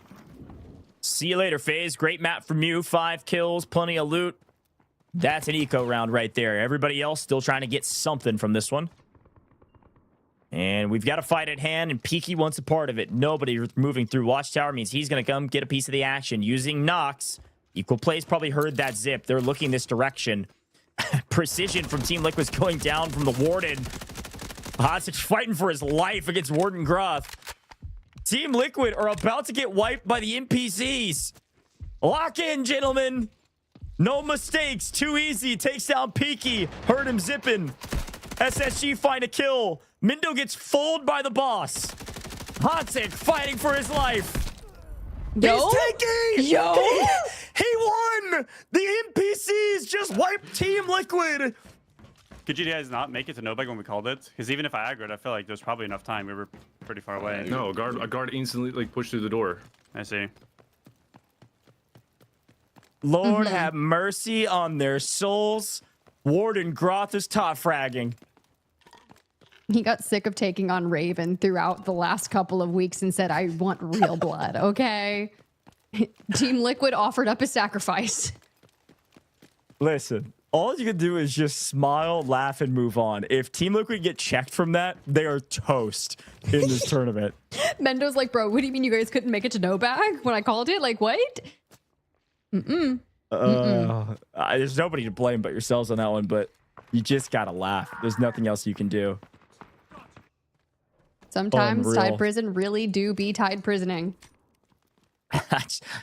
Oh, man. For those that don't know, we're on a competitive integrity delay. I know chat is going to go insane on that. But Team Liquid, if you're watching this back, I don't blame you, okay? He's crazy. Things were mistimed. It is what it is. Don't worry. You weren't going to find any kills anyways. You were running out of daylight and there was nobody near you. So everything's okay. Move on. Don't get checked. Let's keep playing our game. 60 seconds on the clock. Here we go. And Skies has found a nice angle. Nightmare in a bit of trouble. Lucas down. So it's just going to be equal on the other side. As it knocks, trying to find Skies from the off angle. Ooh, okay. Could be nice to have more than one kill, but damage coming in. You can see Too Easy from a distance, scouting him out. And we've just got to focus. It's still a 3v1 left on the map, 29 seconds. You're just trying to deny the KP. You want to survive. Yeah, I think this is the right call. You really just can't take this fight and give away another point to Spacestation Gaming. They've like kind of accidentally rolled upon a couple different kills now. I think they have, yeah, they've got 3 kills from this map. It's not a bad type prison for them at all. And they kind of just stumbled across a couple free kills here and there. Peaky rolled into their line of sight. They picked up Farmer Lucas when they weren't expecting it. And that'll be the map. FaZe the big winners, certainly. But Spacestation Gaming, who were at the top and needed some points, they find a couple. Nightmare find 1 or 2 as well. But in general, it is going to be Spacestation Gaming still at the top of the leaderboard because they're Mantle Brick. FaZe leapfrogging our leaderboard. And W Key Forever, big question mark for them is where they will still land. Will they still be up there on the leaderboard? Will they still be in a pretty good position? Or will FaZe have jumped them after a banger map? I mean, it's kind of hard to say, right? Like FaZe getting the full extract, looking pretty nice. I mean, W Key Forever was really unfortunate for them. They were in double-digit squad points coming into this, but after losing 2 early on to FaZe and leaving Peaky on the map, the most he could do was go grab the airdrop to find some stuff for a safe box. But our best team is FaZe, 5 KP and 7.4 million assets gained. Yeah, 7.4 million that they're bringing out, and the 4 million that they're picking up by playing the game and getting 5 kills. It's 800K per, so that's another 4 million on top of that. That's an 11 million game. That is a big map for them. That's 5 total supply points plus the 5 kill points. That's a double-digit map on Tide Prison. Huge. Big one for him. Great job. Mr. Diogod going to find himself as a top slayer with 3, and Too Easy and Snows both trading out at 2. So solid game. Again, Spacestation Gaming and FaZe probably the biggest, and Diogod again, top damage dealer as well. Yeah, not surprised to see Space Station in there as well because they kind of were just in the mix constantly. But as you go to top assists, FaZe across the board, they got the most kills. And of course, they're going to be participating in them. So good on FaZe to kind of top a lot of these rankings here for round 3. Yet again, top assets. They're the only team to focus on the extraction after taking 5 KP. Of course, they're going to be on the top assets as well. That makes a lot of sense. And Mr. Geargod with 3 kills, plenty of damage, and 2.4 million assets find his way as the match MVP, current round MVP. You're very curious to see if FaZe can keep up this momentum. Wasn't expecting them to pop off as hard as they just did in Tide Prison, and they did it by playing aggressive.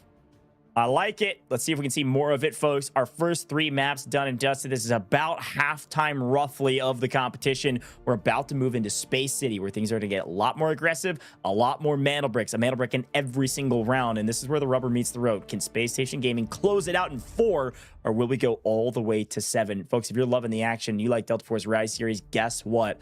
You can participate. Open registration tomorrow. That's when it starts. Qualifiers soon after. And then we'll be into season 2 of the Delta Force Rise series to see some of these teams that don't make it straight there have to do the same as you. And maybe if you're criticizing some of the gameplay, well, guess what? You can go prove all the haters wrong and go prove that you can compete with the best of the best in season 2. Don't miss out on your chance to compete. Folks, we're going to take a very short break here in the booth. When we come back, it's Space City. It's mantle bricks every single round. You're not going to want to miss it.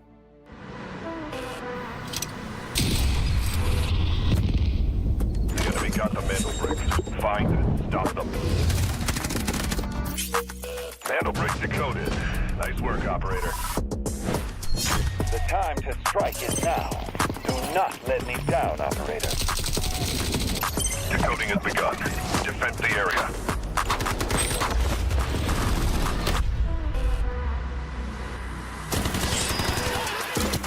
Is about to take the first hit the brick of the tournament, and they're going to do it! What goes around, comes around. Oh, not going to do very much, though. When you get barrel stuff, Skydie is getting aggressive. See what I did there? You ain't seen nothing yet. Let's knock them off their feet. There we go! Much damage, and there it is.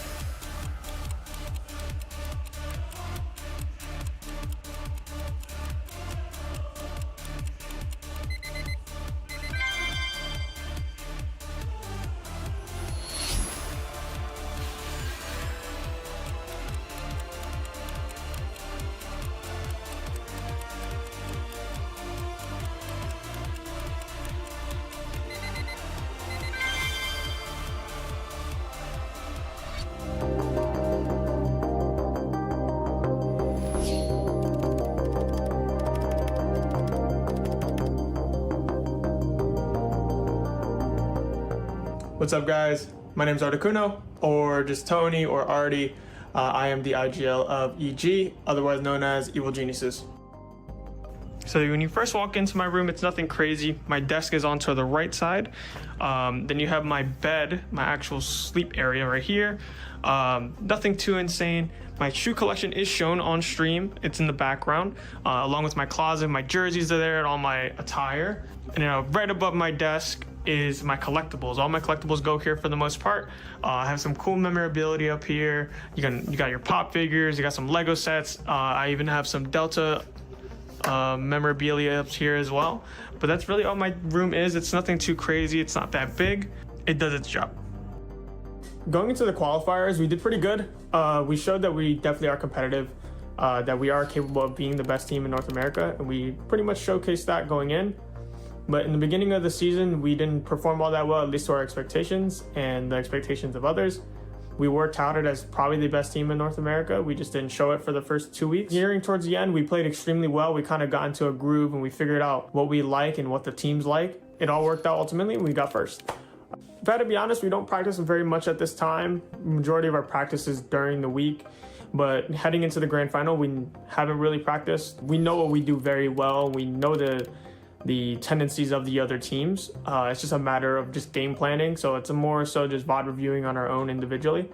During breaks, like we're not playing, majority of the time I'm just warming up, playing the game, just playing public matches or just kind of just hanging out, just relaxing, whether that be on my bed or going on a walk or driving my car, whatever it might be. Going into any match, I'm really just relaxing. That is doing it for me, guys. Hopefully you guys are supporting EG heading into the grand final. Thank you guys for watching. Hope you guys enjoy.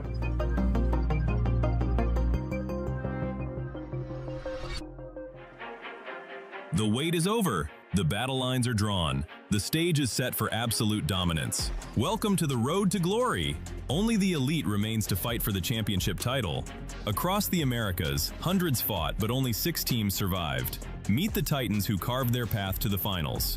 Evil Geniuses. Dominant. Unstoppable. Evil Geniuses storm through the group stage, proving they are the apex predators of the region. Spacestation Gaming. Fearless and resilient. Spacestation Gaming fought through every obstacle, earning their direct ticket to the ultimate showdown. FaZe Clan. Battling through the high-stakes survival stage, they proved their resilience when everything was on the line. NTMR. Refusing to back down, they clawed their way out of the gauntlet and earned their spot among the elite. Team Liquid. With ice in their veins, Team Liquid delivered under pressure to secure a shot at the championship trophy. W Key Forever. Seizing their last chance at redemption, they complete the Americas roster and are ready to shock the world. 6 elite squads. Every team fights for a share of the prize pool, but only the top 3 will claim their tickets to Season 2. Who will rise to glory? Tune in live for the Americas Finals.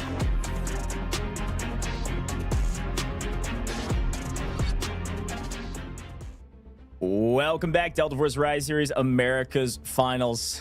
Hot Six still grinning, looking back on Warden Groth taking him down. Tide Prison was a lot of fun, folks. You missed a lot. Warden Groth top fragged. FaZe picked up 5 kills, and they extracted via Reservoir to have the biggest map of Tide Prison we've seen in a while over a double-digit game. They should see themselves well up the leaderboard now, but Spacestation Gaming, they've still got a brick, and therefore they will still be in first. Look at this. FaZe Clan have caught W Key Forever. We got 2 top teams in the squad points category, and SSG still on top of the leaderboard. Everybody else trying to catch up.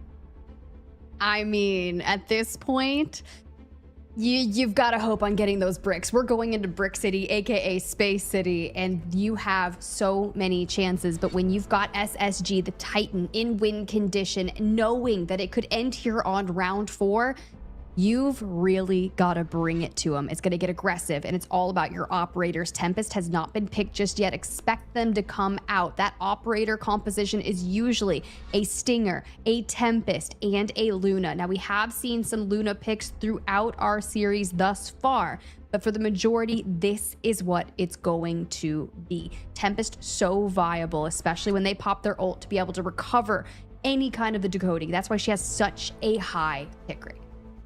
Yep, it is super valuable. In map 4, you're going to see most teams go ahead and rep a Tempest because they need to make sure that the team that has the brick doesn't get the next one. And Tempest's emergency evasion device, which is their ult, we call it the Tempest ult, is the most valuable equipment you can use, most valuable gadget you can use on the map, 100%. You can grab the brick from the spawn quickly without giving away your life. You can go for steals without giving away your life. And even if you get knocked, it ropes you all the way back to wherever you planted it. And it, frankly, is further than you would think. So here we go. Space City time. Gonna see some Tempest, probably some teams thinking it's gonna go more than 4. Everybody gonna be playing for the brick. The last couple maps maybe a bit slow for your taste. Get ready. Space City, it's going to be action-packed around this brick. Let's get into it. And as we get into it, we've got a team on match point. That means we got another giveaway for you folks. Get ready to type this code in as fast as humanly possible because you can earn 1,000 Delta tickets. There it is. Nice and simple for you. Rise Americas is the code. I can even read it out for you. Redeem in-game or on the official website. You can be one of the lucky 15 people that type it in faster than everybody else. Only 15 people will get this one. We got one more giveaway towards the end of the broadcast. Stay tuned for that. For now, let's get into the action. Space City, who gets tier 1 spawns, who sprints for the brick, and who plays a bit slower? All right, W Key Forever up here in Dormitory. That's going to be not a tier 1 spawn. It goes to Evil Geniuses over at Westgate. You can see hiding behind, looking to get through that door if they can. Smokes expended to make sure W Key Forever cannot get the angles. In terms of the other tier 1 spawn, well, it's the team in win condition, Spacestation Gaming. It's worth mentioning, and I don't want to add too much salt to the wound, but Evil Geniuses are in dead last. Kind of by a lot. They've really not been able to get anything going. They need to step up here. They were the top team out of groups. They were on paper the best team here. Really been struggling today with the way these lobbies have been playing. So let's see if they can get their act together and get to the brick first. Spacestation Gaming here. Evil Genius is here. FaZe looking like they're playing from bridge. Going to move through the south side as well. Quick look at operators. Everybody brought in a Tempest besides W Key Forever. Spacestation Gaming, the only team that usually wouldn't, if you're the team that already has a brick, sometimes you slow things down in 4 and save the Tempest for later. Spacestation Gaming trying to close things out here. Kind of interesting if they do it. I love that W Key Forever actually didn't bring a Tempest in. They did have tier 1 spawns over on Tide Prison, so they knew they were not going to be guaranteed them here and feel like they can do it with that operator composition. A good look around. Even W Key Forever Crab is the only one that's full gold. They're going to throw it onto their D-Wolf. In terms of SSG, full gold, Tempest, they're ready to play. Yeah, SSG want to close it out. They want to do it in 4. They want to be able to boast that nobody else got a brick. Unfortunately, Mumu first to the brick. Using Tempest, grabs it, and runs for the hills. It's going to go to Centrifuge. This is classic. Evil Geniuses are able to rotate through Westgate. They get control of Centrifuge building, which is the building just behind this decoding station. Buoyancy is in front of it. And now they've got power position. We've got a brick, we got a game, and things are moving quickly on Space City. With this decoding station, a couple things you need to look out for. Evil Geniuses, they're going to hold ramp, which FaZe is looking at here in a moment, and they need to make sure somebody doesn't come over the top of shipping containers, which is mid-map. This is the ramp I'm talking about. If they're not looking at ramp, FaZe is moving quickly on Tempest ult, so if he gets knocked, he goes back, but he does get a knock. Mumu also off ult. Dio God trades one out. All right. Let it rip you back. And of course, the action will start early as we see that brick kind of make their way even further on the decoding time. Team Liquid, though. Nightmare across the way. Nightmare finding reds.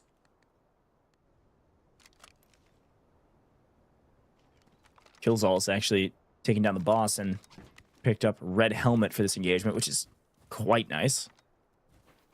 So, yes, good for loot, but also great for some of these fights to have a big advantage, especially if your opponents are using purple, for instance, like Team Liquid. We know Evil Geniuses are also not in full gold, so Spacestation Gaming have a nice kit advantage for this engagement if they want it.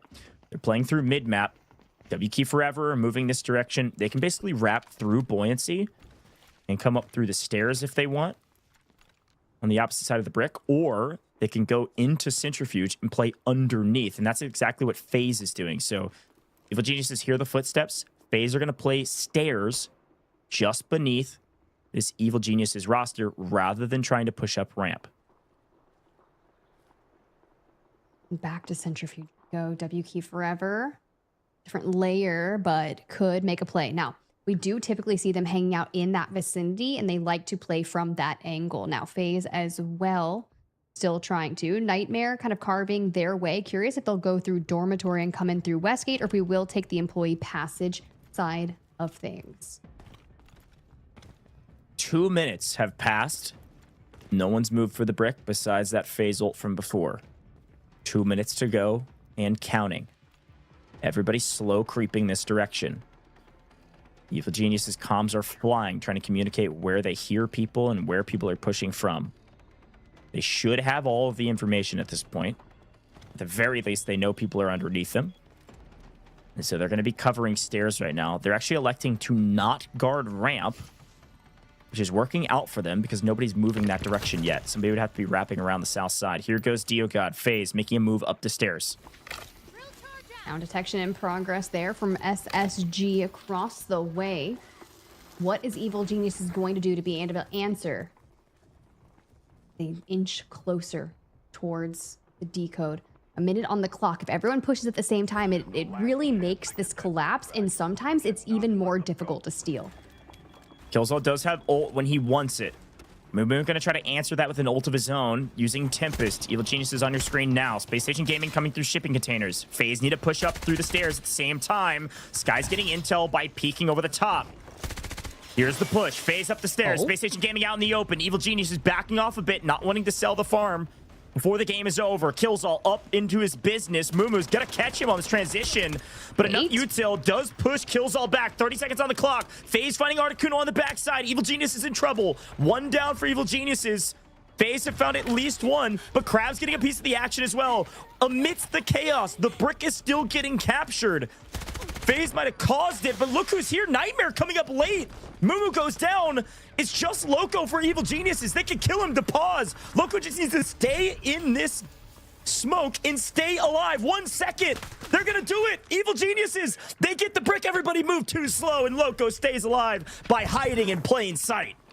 Staying alive inside the smoke nets themselves a brick. And yes, they only had minimal squad points coming into it, but it doesn't matter because currently they're inside the top 2 alongside Space Station. If you want to win at the end of the day, you're going to need some Mandel bricks, and what a better way to do it. Evil Geniuses do fall, but they've already done what they came here for. For Nightmare, who did show up a bit too late, this is what I was talking about, Ghosh. If everyone pushes at the exact same time, it creates this conundrum where they all start fighting the wrong people.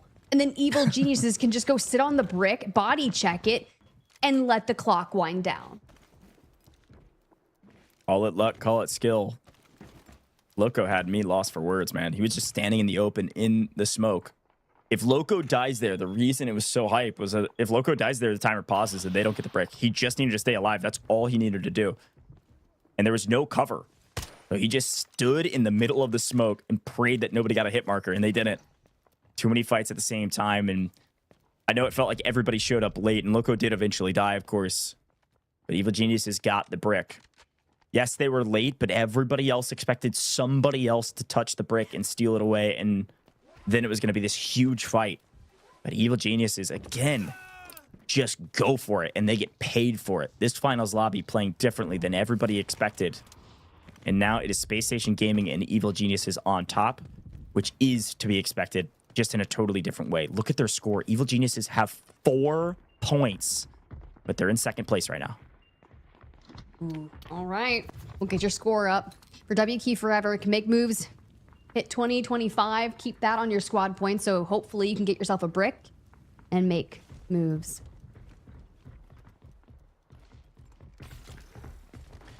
Now, the big story now is going for these total squad points, and unfortunately, you're just getting shot in the back as you try to move away. Team Liquid in a blender as W Key Forever continue to cause that blender to churn. Hodstick last alive, hiding behind a pillar with prayers, thoughts, and dreams, and unfortunately, he's going to keep those and head back to the lobby with them. 3 teams left, and Killzall has a solo. All gold, though. And with Sniper in hand, could make some waves here from a distance. I feel like this really hurts. Space Station invested the Tempest, they invested the gold, and they came in ready to close it out on 4. Just could not get through Evil Geniuses to do it with the quickness that they were able to run it. Replays are in order. See what's been going on. Yeah, this is where FaZe were able to strike first on the Evil Geniuses. And amidst the chaos, W Key Forever getting into the mix, I don't think anybody expected. So when they come swinging in, FaZe really couldn't get out of Centrifuge. And there was so much action around the brick, Evil Geniuses were able to steal it away. Everybody fighting the wrong person because they couldn't find Loco in the smoke. And then there was the cleanup, of course, on Team Liquid at the very end of those replays. So some fun moments to look back on. But I was talking about squad points and why they're so important. I think there's a lot of watch parties going on right there, or right now. Big shout out to Nade, Hutch, Summit, everybody watching.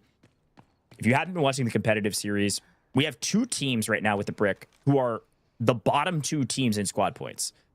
And so anybody else gets the next brick, one of these top 2 teams is going to be pushed down very easily with really no hope to climb back in unless they wipe the lobby and extract. And so if we go late, we haven't missed a brick yet. If we go round 6, round 7, there's a chance we could have 4 teams potentially with a brick. And with that in mind, you got to be top 3 to make it to Season 2. There's a chance you could get a Mantle Brick and not make it to Season 2 and not walk away with an increased prize pool. A lot on the line still. Good shout, Scoj. And I mean, similarly in the EMEA region earlier today, we only went 5 rounds. So knowing that we had 2 separate teams trying to close it out, we'll see how it goes. Anything good? Take a watch. Yeah, we'll take a Rolex. Decent little 200K there, but WK Forever, they have somehow kind of snuck away with rolling in late to the fight with, what, 6 kills? 3 from Crab, 2 from Seabots, 1 from Peaky, so... And another great red pulled as well, so WK Forever have got a much larger amount of squad points than everybody else. 27 total is their score as of current. Now, they got to get out, and there's so much time left in this map because the brick was taken immediately that I think big question marks for me right now is who's going to extract and where. We can pull some levers and extract normally on Space City. If I'm Killzall, probably in the next 2 to 3 minutes, I might be wrapping around through Assembly and down through Eastern Suspension Bridge and maybe playing for Nightmare and maybe trying to play for that horizontal test workshop extraction. There's only 1 slot there. Killzall would love to get out of the map if he can to keep those golds for the next round. It would make a lot of sense, especially over there. I'm not sure if Lucas and Equal decide to move and maybe look for some opportunities to get kills. For WK Forever, they are on a lever hunting journey. They want to go ahead and see if they can get all 3 players out. And once Nightmare gets wind of that, they will make a play for that extract. Yeah, should be another fight at extract, which is nice. Nightmare kind of counting on them to pull those levers. LSS pulled in safe box. Take what loot we can get. Again, you need 2 million in loot value to give you a point. Now, that counts your stash value. So if you have kills, those are 800k per, and they go straight to your Technic Alloy. So finding, like, purple items that are 20 plus K, it's really, like, not even worth your time unless you just have free inventory space. But finding some reds is nice. And, of course, finding some of those really high-value epic rares are a nice value add, because a couple supply points could be the difference in you winning or losing.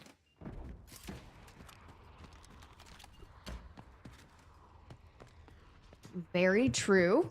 But honestly, one of the most different space cities we've had with the brick going so quickly, we really didn't get the action of it changing hands a ton. So leaves a lot of time for our players to make their way around the map. There you go. Hit that lever.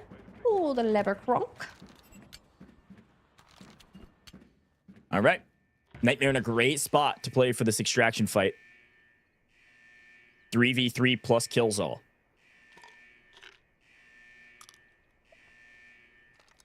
Ooh, prepping ready for it. You know, Lucas is like, all right, where are they coming from? Get Deathwing out towards the left, Equal forward towards Black Chamber, and Lucas is hard on the extract. Sitting right on top of it, on bridge. Overwatch position as needed. That's great.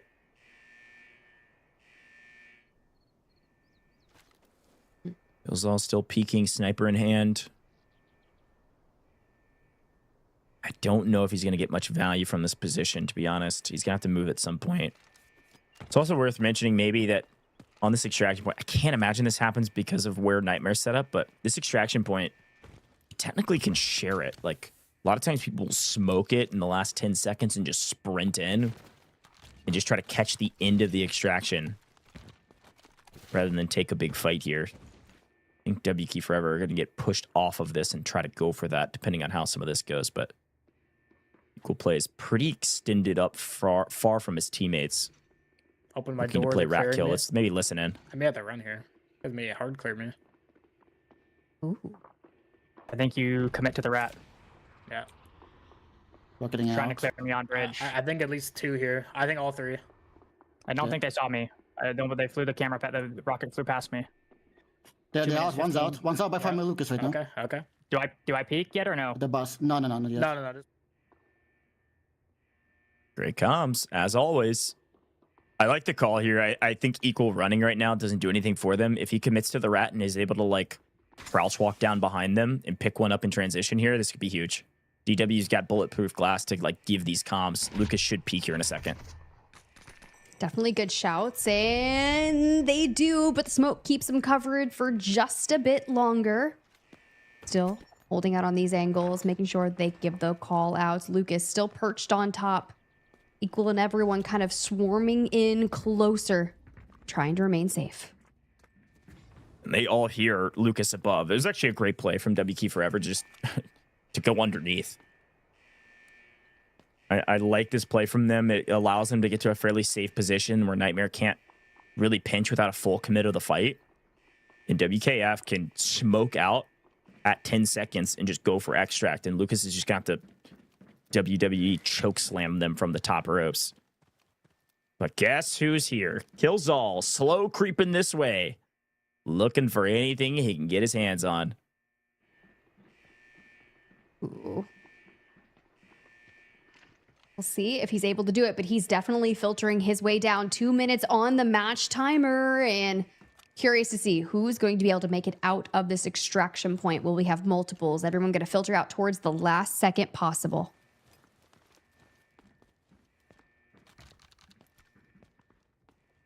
"35 seconds on the extraction and about a minute more on the game clock. Everybody playing for this.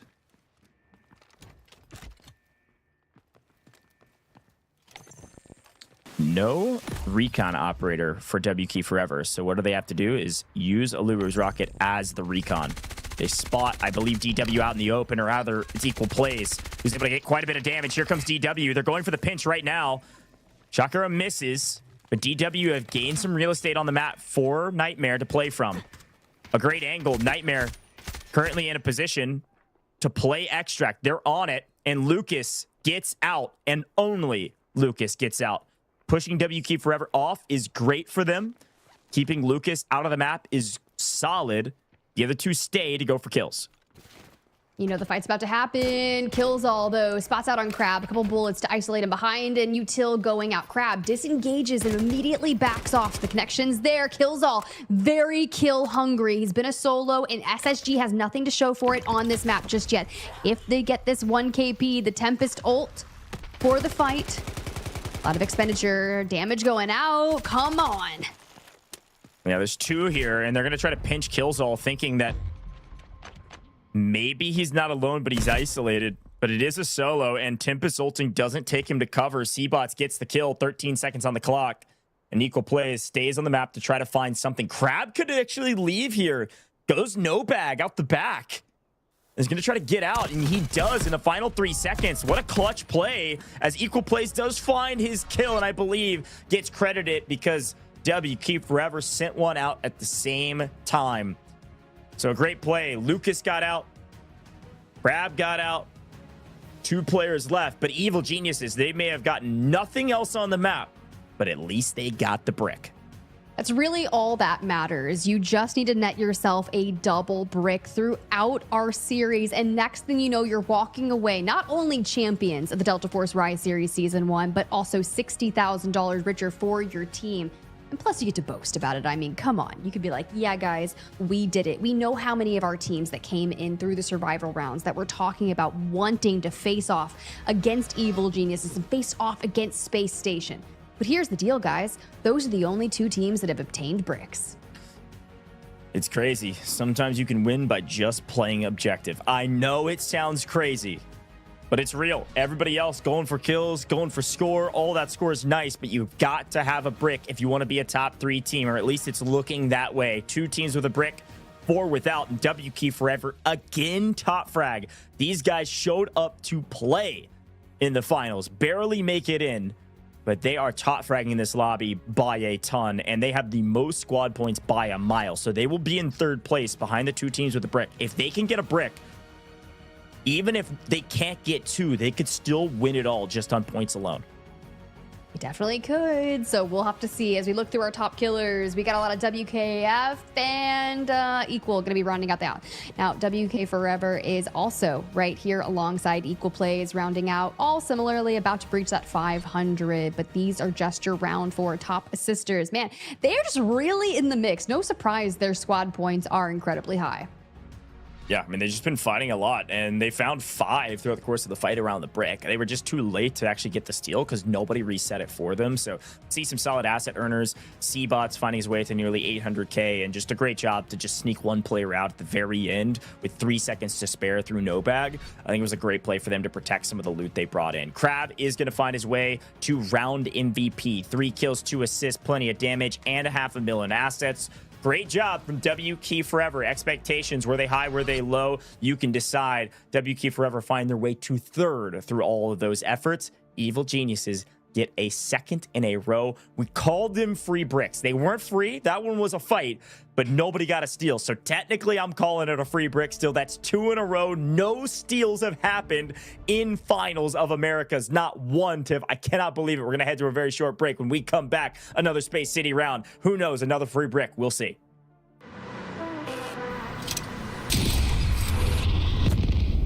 The enemy got the Mandel bricks. Find it. Stop them. Mandel bricks decoded. Nice work, operator. The time to strike is now. Do not let me down, operator. Decoding has begun. Defend the area.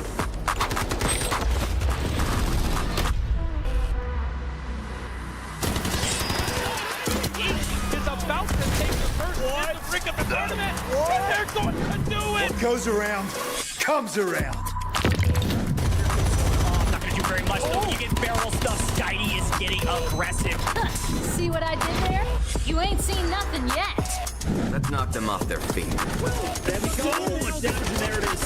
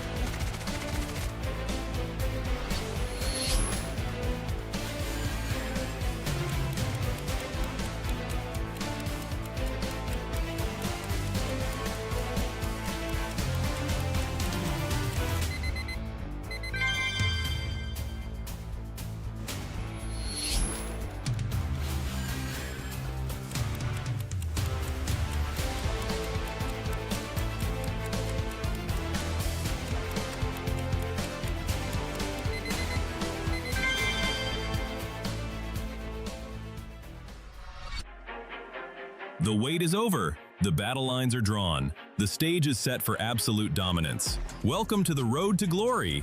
Only the elite remains to fight for the championship title. Across the Americas, hundreds fought, but only 6 teams survived. Meet the Titans who carved their path to the finals. Evil Geniuses. Dominant. Unstoppable. Evil Geniuses storm through the group stage, proving they are the apex predators of the region. Spacestation Gaming. Fearless and resilient. Spacestation Gaming fought through every obstacle, earning their direct ticket to the ultimate showdown. FaZe Clan. Battling through the high-stakes survival stage, they proved their resilience when everything was on the line. NTMR. Refusing to back down, they clawed their way out of the gauntlet and earned their spot among the elite. Team Liquid. With ice in their veins, Team Liquid delivered under pressure to secure a shot at the championship trophy. W Key Forever. Seizing their last chance at redemption, they complete the Americas roster and are ready to shock the world. 6 elite squads. Every team fights for a share of the prize pool, but only the top 3 will claim their tickets to Season 2. Who will rise to glory? Tune in live for the Americas Finals.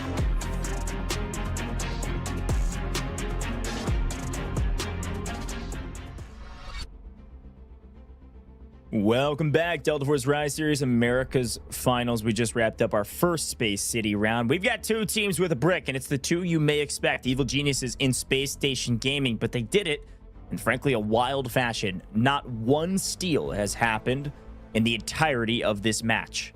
Space Station Gaming and Evil Geniuses picked up 2 free bricks, or a brick apiece that were free. but neither of them have done much else. Not a lot of points between those two teams, and everybody else continuing to climb the squad points category. Look at WK Forever, 24 total points. Evil Geniuses have 4. They have 2 kills throughout the course of the first 4 maps, and yet they find themselves in second place because they're playing the objective.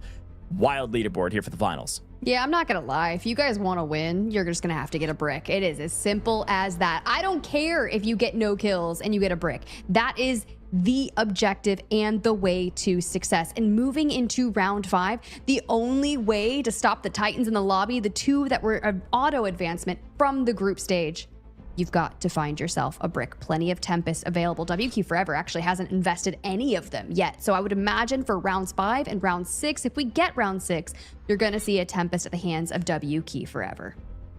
Yeah, 100%. I mean, these next 2, you will certainly see WK Forever use a Tempest, and in round 6, they will likely be the only ones. Now, the big question mark for everybody else is, do you use it now or in the next map? Do you think there will be a next map? If Spacestation Gaming or Evil Geniuses pick up the brick in this map, we are done with the competition as it stands, and only those 2 teams will walk away with the brick. A big moment for these teams to step up, step out, and show what they have on main. We've got to move quicker. You can't rely on anybody else to do the dirty work. When you're all relying on somebody else, guess what? Nobody does anything. Let's see what happens here in round 5. As a reminder, season 2 open registration starts tomorrow. Do you want to participate?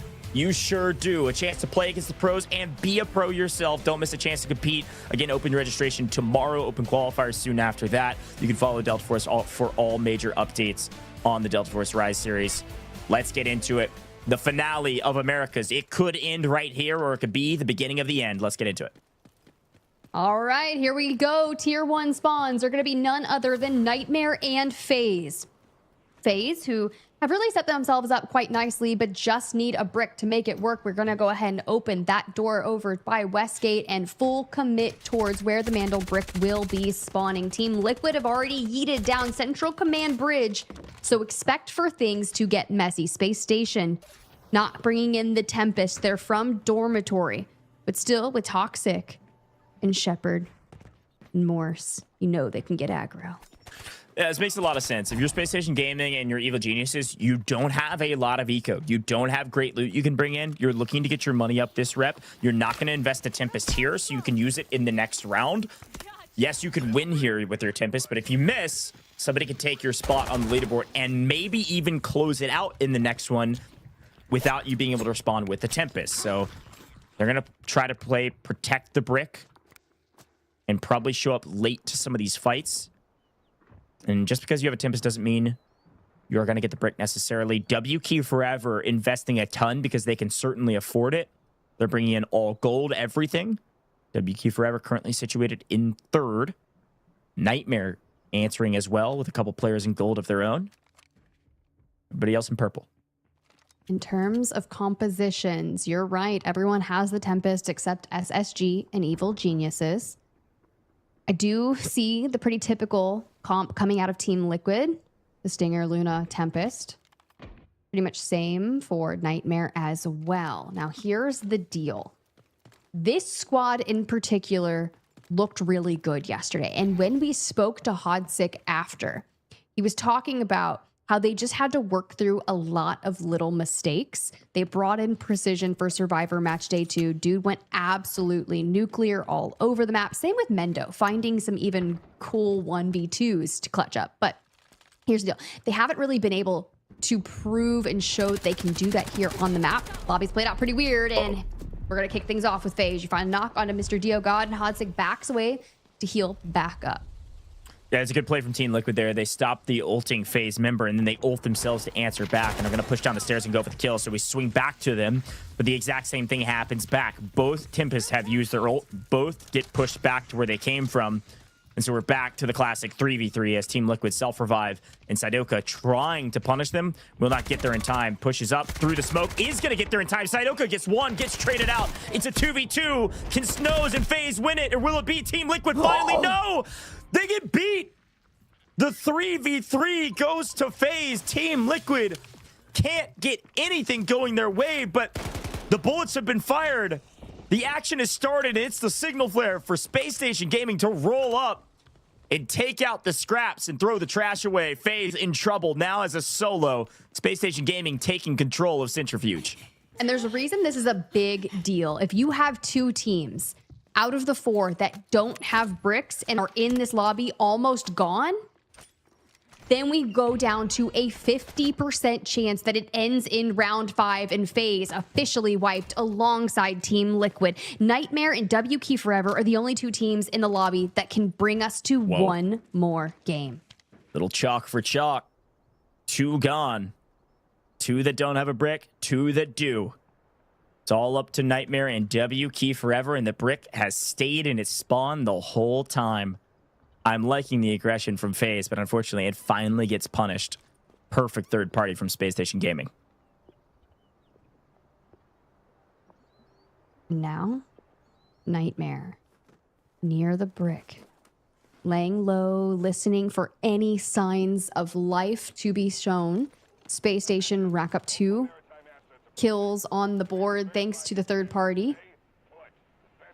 They're going to be ripping those dog tags up.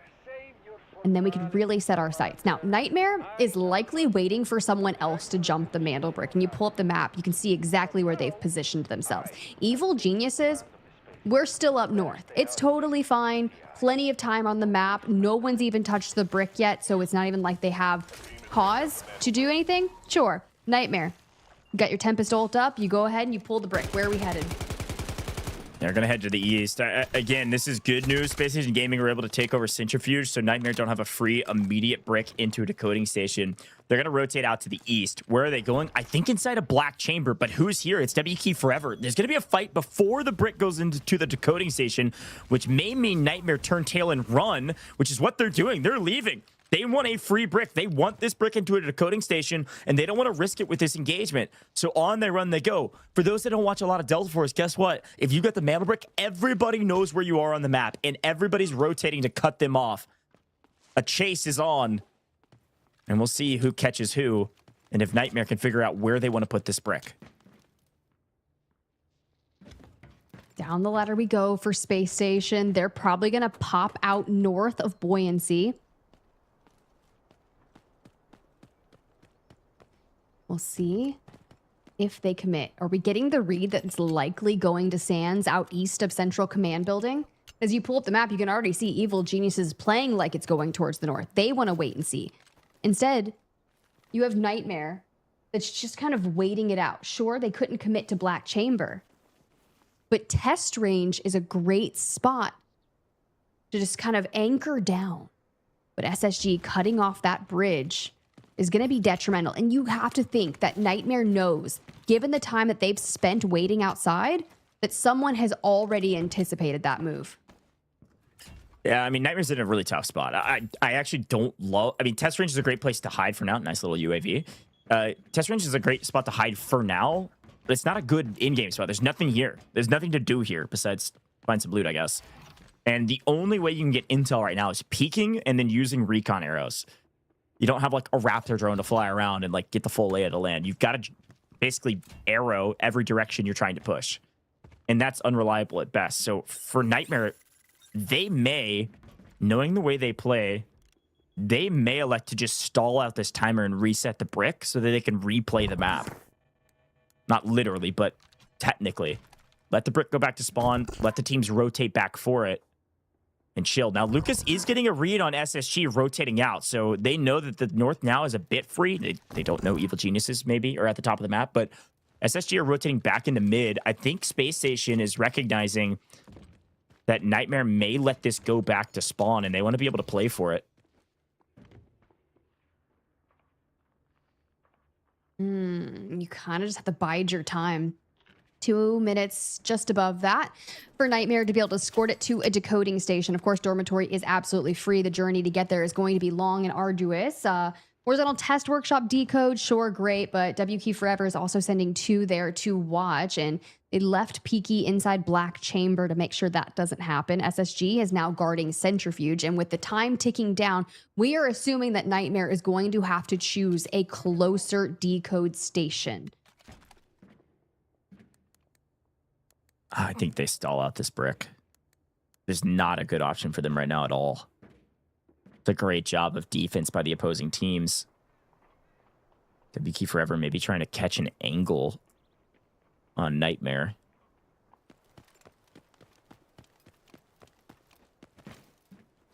See what DW wants to do here.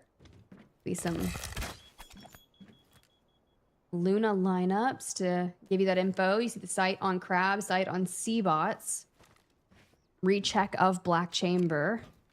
And down towards Horizontal Test Workshop. So we know there's a team there.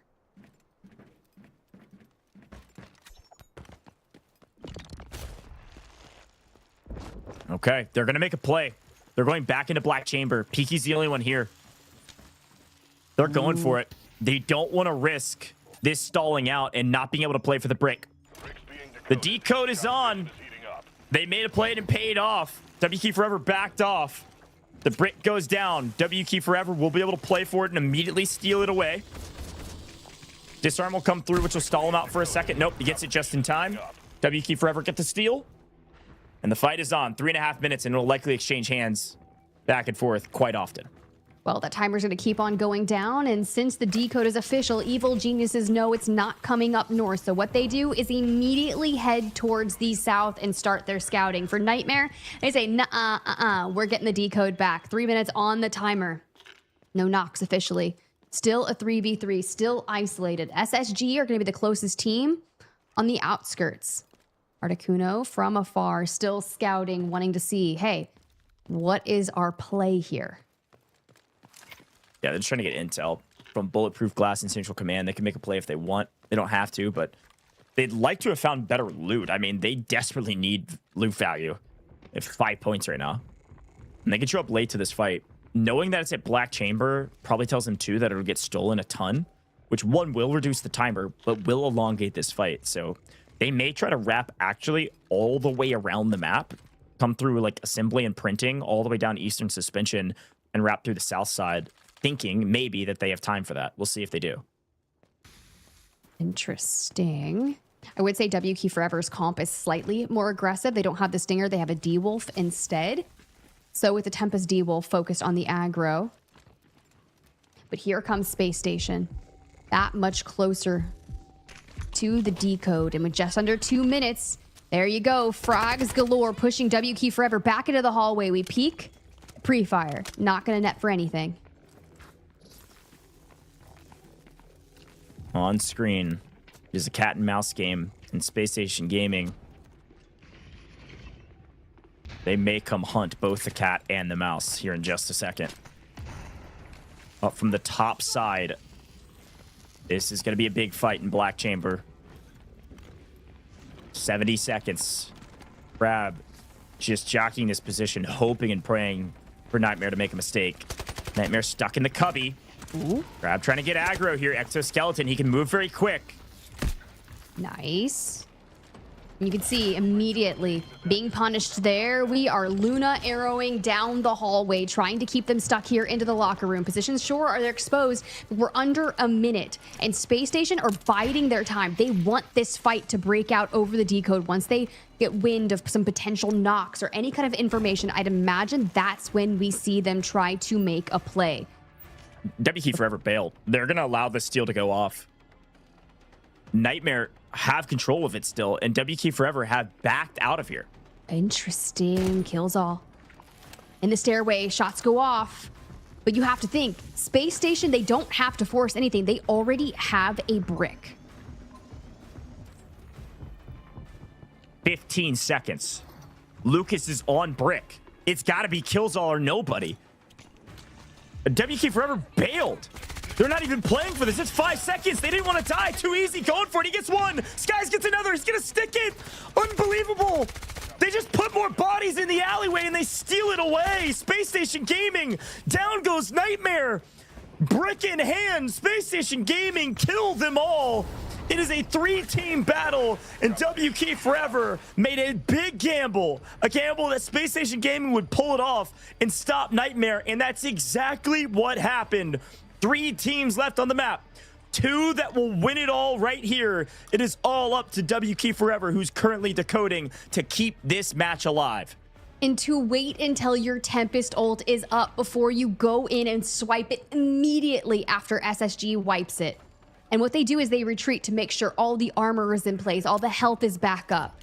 I can only imagine that Spacestation Gaming, it's a matter of a few seconds before they clear the area and walk back and start the decode yet again. Here it is, Skies on the horizon. Seizes it back, 2.5 seconds. Crab, Peaky likely looking to jump the angles if they can, but we're at the minimum decode timer, 90 seconds.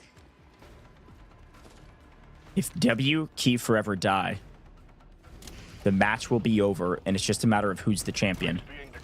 They have to stay alive. FaZe, Team Liquid, Nightmare, all cheering on W Key Forever for maybe the first time in their lives. And Evil Geniuses are still waiting in the wings. They have finally showed up. They wrapped all the way around the map, the same path that I had just talked about, all the way down bridge, and they're going to slow walk their way into this engagement. After all the chaos and after all the dust is settled, Evil Geniuses could walk out with a win here by showing up last to the party. They just want some action here, and honestly, you got to keep tabs on the match timer. That could really come into a factor here. Yep. No one could end up with the bricks. It's going to be a 1.5 minutes. 100%. 90 seconds is minimum. Every steal will reset to 90 seconds. Disarm's coming through about 30 seconds on the clock. SSG are able to retake for free as WKF want to make sure they don't sell. You cannot scam by being out in the open for too long and losing your life here. Even just losing a single player could be the difference, but does Killzall know he's about to get shot in the back? Don't know, but this is where $60,000 can make or break. And it's SSG with the current decode. About to be just at a minute. We knew Evil Geniuses was going to be the real deciding factor of how this was going to be down. They've got aggression, though. They have D-Wolf. They have Toxic. They can just full send. But they're going to be really quiet about his W Key Forever. Goes back and hits the decode. I think Evil Geniuses don't want to play spoiler yet. They want these two teams to get themselves weak first. A reset here in 90 seconds on the clock. Killzall had a play. He bails on it. He's getting full sent. And they scare him off. The other two pitching around the corner. W Key Forever in a pinch. Getting obliterated. Killzall inside the cubby gets one. Skies gets the other. It's a 2v1 inside, but Evil Genius is going to reap the reward. Evil Genius is a full team of 3 about to show up in a 1v1. Grab on the run. 60 seconds on the decode timer. Evil Geniuses 3 bodies up. The other 2 teams with the solo. This is for all the marbles, folks. And patience may prevail. Data Swarm going out. Now here's the deal, guys. The match timer is most important. You have 10 seconds to swipe it and be flawless because it goes back up to 90 seconds and there it is. If it changes hands at any point in time after the match timer is below 130, no one is going to be able to get the brick. So Evil Genius is the only team of 3 as it currently stands, is going to position themselves with one immediately on that decode station. Too easy. He hits the peak, hits the knock onto Articuno, takes a ton of damage, but it could open the door for the solos to get messy. It's definitely possible. And a great call, Tiff. If this brick gets stolen, no one will get it. And so Evil Geniuses have to stick just in the hallway. A ton of util landing, Easy trying to make a play. And this could be an opening for Crab to also move in at the same time. Is it hashtag too easy that can do it? One going through, nice play. One goes down and maybe the full will follow. 2 members of Evil Geniuses on the far side though. Not willing to peek, not willing to scam with Too Easy shooting this straight. That's a freebie for Easy, a 1v1v2. You still have Luna up. You can have her frags and the Volt arrows in your back pocket. But he's biding his time. That play is going to come in at the very last second. And you do still have the solo from W Key Forever. 15. He's 10 going. seconds. Oh, a peek over the top. Loco, what a play. It's all up to Crab. He's got to make a move, and he's got to make a move now. 5 seconds and counting. Crab's got to kill them all. And so much util is landing, he can't get through the door. He doesn't make the move. Evil Geniuses have just won with no points on the board. 2 bricks is all they needed. That's it. They've done it. Game, set, match. They are your champions of Americas. And as you see the reactions, I don't even think they can believe it. We can't believe it. We cut to SSG. And the reaction still. Unbelievable.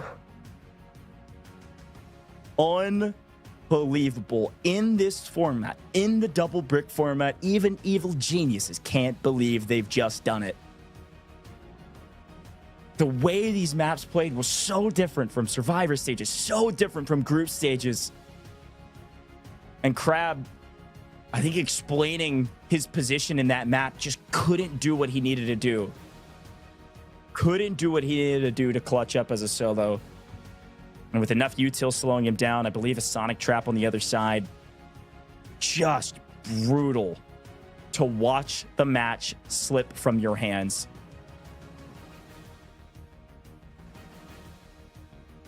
I can't even believe it. $60,000. The ability to call yourself the Delta Force Rise Series champions here for America. You stand above as the best team of the day, 2 kill points, a brick decoded. But this, Ghosh, is a major shift in playstyle for Articuno, Loco, and Mew Mew, because here's the deal. This is one of the heaviest fragging teams from our group stages. Always finding kills, always opening, and just racking up numbers like crazy. But when it matters most, when the objective is the key to success, they understand that they have to slow it down. 2 kills and a brick will do it. Space Station, though, they put so much work into that round with 8 kills. Unbelievable. If you had a brick, you're top 2. We know Space Station Gaming gets second place, folks. Space Station Gaming, not the result they wanted, but they got second place. You will see them in Season 2. They're still walking away with a ton of cash. And the rest of the results are also a given. WK Forever was so far above everybody else that they will assuredly take 3rd place and also make it to Season 2. The top 3 stay the top 3. And I know for a fact when we get to the interview with Evil Geniuses, they're going to say, we didn't expect to win on that map. That map was a bit of a throwaway. We wanted to show up late, get some points, and figure it out from there. But if things went their way, if the map played exactly the way it played, and they could roll up in the final hour, they would win it all. Too Easy ends up being the MVP from that round just because he put up so much value for the team, and as a solo, almost clutched it up. But almost isn't good enough here in the Delta Force Rise Series. Space Station Gaming pick up 2nd place, but a great effort from them and a great round from them. Folks, we've got one more giveaway for you just for being here. Did you enjoy the action? Whew, I hope you did. Here's your chance to earn some extra rewards. You can type in !giveaway to enter into our final giveaway for 3,000 Delta tickets. If you're watching on Twitch, YouTube, TikTok, or Facebook, just type that into the chat, !giveaway to enter. You just have to do it once. I know you're going to do it more than that. If you're watching on X, you can repost the live stream. We're going to announce the winners in chat at the end of the broadcast in all of our official channels.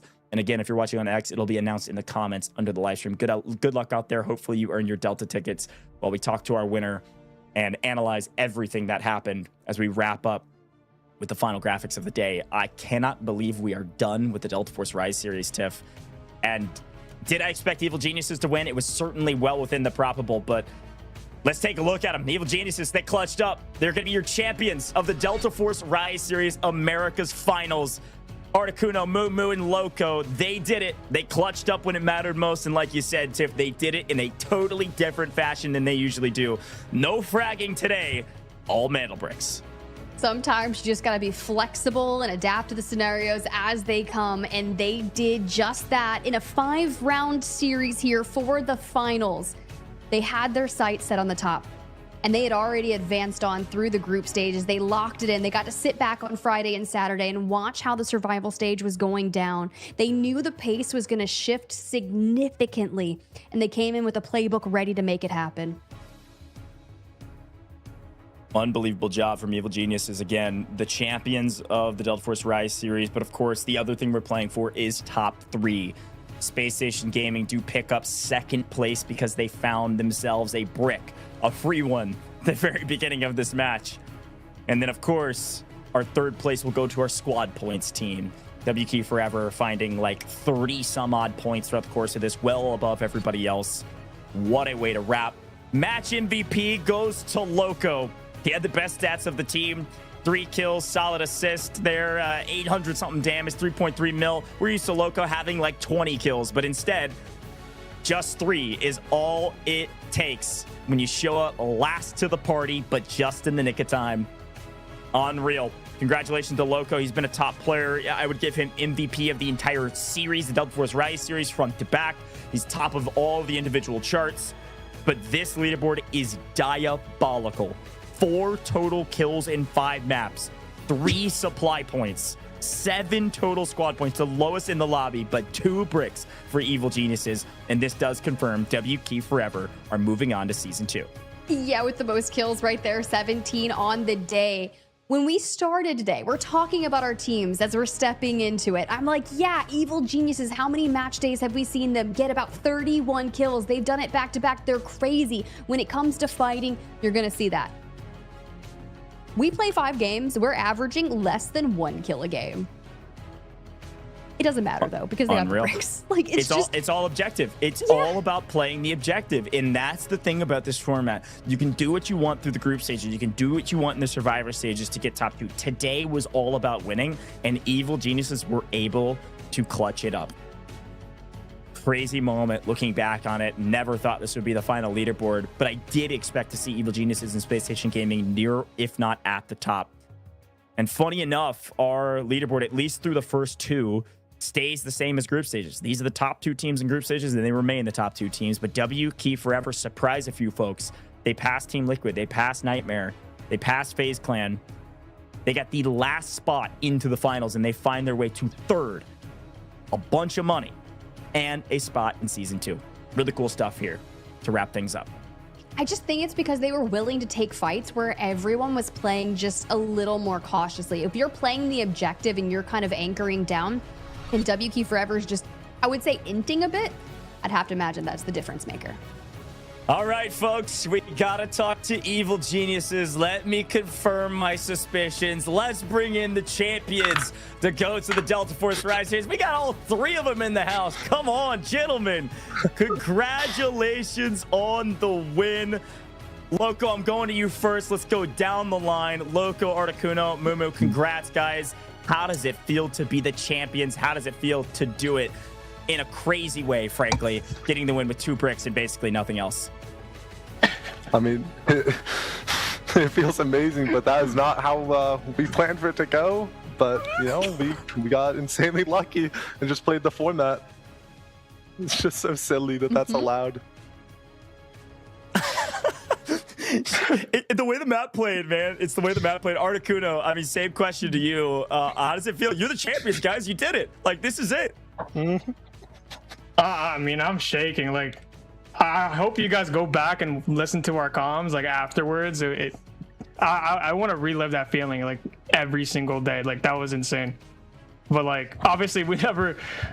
I mean, we've been through this before where we just kind of, we call it going through hell, where like we don't have money and stuff like that and we play bad. I don't know. It's just the way the finals always plays out. We kind of suck at adapting to it, if I had to be honest. But, you know, we kind of planned for this, especially after last round. Like we knew our spawns going into game 4. We knew exactly what we needed to do. And obviously we got our first brick and we knew our chances of getting the second one too, especially depending on our spawn. But obviously we got really lucky with the fact that it was 2 solos left and we just picked the right time. Yeah. Perfect time. Mumu, gonna ask you the same question, bro.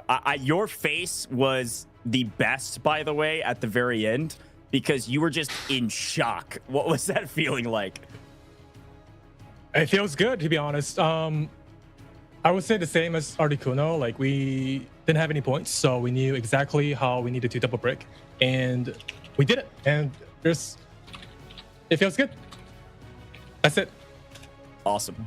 Heck awesome. Yeah. Look, I love it, guys. Congratulations on being the Delta Force Rise Series America's champs. You ended it in 5, same like EMEA earlier today. But Articuno, this one's going to go for you. You guys are dead broke. You know you got to double brick it out.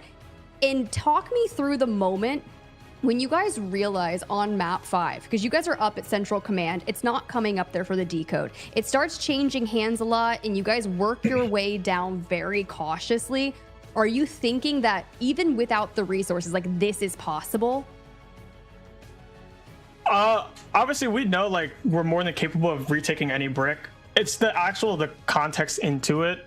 Last round I went into the round with a 50k revolver with the cheater scope is what they call it. Only a cheater scope on it, and that's how we got last round's wreck, because we knew SSG was the team across from us on Centrifuge, and we know how they like to play, especially when they're retaking mid, and also the way the situation worked out. But actually, when we were before we even got into Centrifuge or CCB last round, I cheater scoped too easy going onto Centrifuge bridge, or the main bridge. So we knew they're rotating. We knew who had brick as well, because I'd also cheater scoped the team top test, which is WK, or not WKF, it was Nightmare. So we kind of mapped it out. We knew who initially placed it, obviously it was Nightmare, and we knew that it couldn't have been SSG. Obviously the SSG is the only immediate threat to us in terms of losing. So we knew their rotation, essentially. We knew they'd be there really late, and we would essentially have to just be later than them. And actually, when we were rotating in, when we finally got off the bridge, I cheater scoped them again. I caught kills all in the front, and I calmed to my teammates, yo, that's kills all, like, we should honestly probably shoot him. And then we took a really good timing. Kills all died, and there was 4 bodies on the ground and just 2 solos. Like, it was literally picture perfect. There couldn't have been anything better.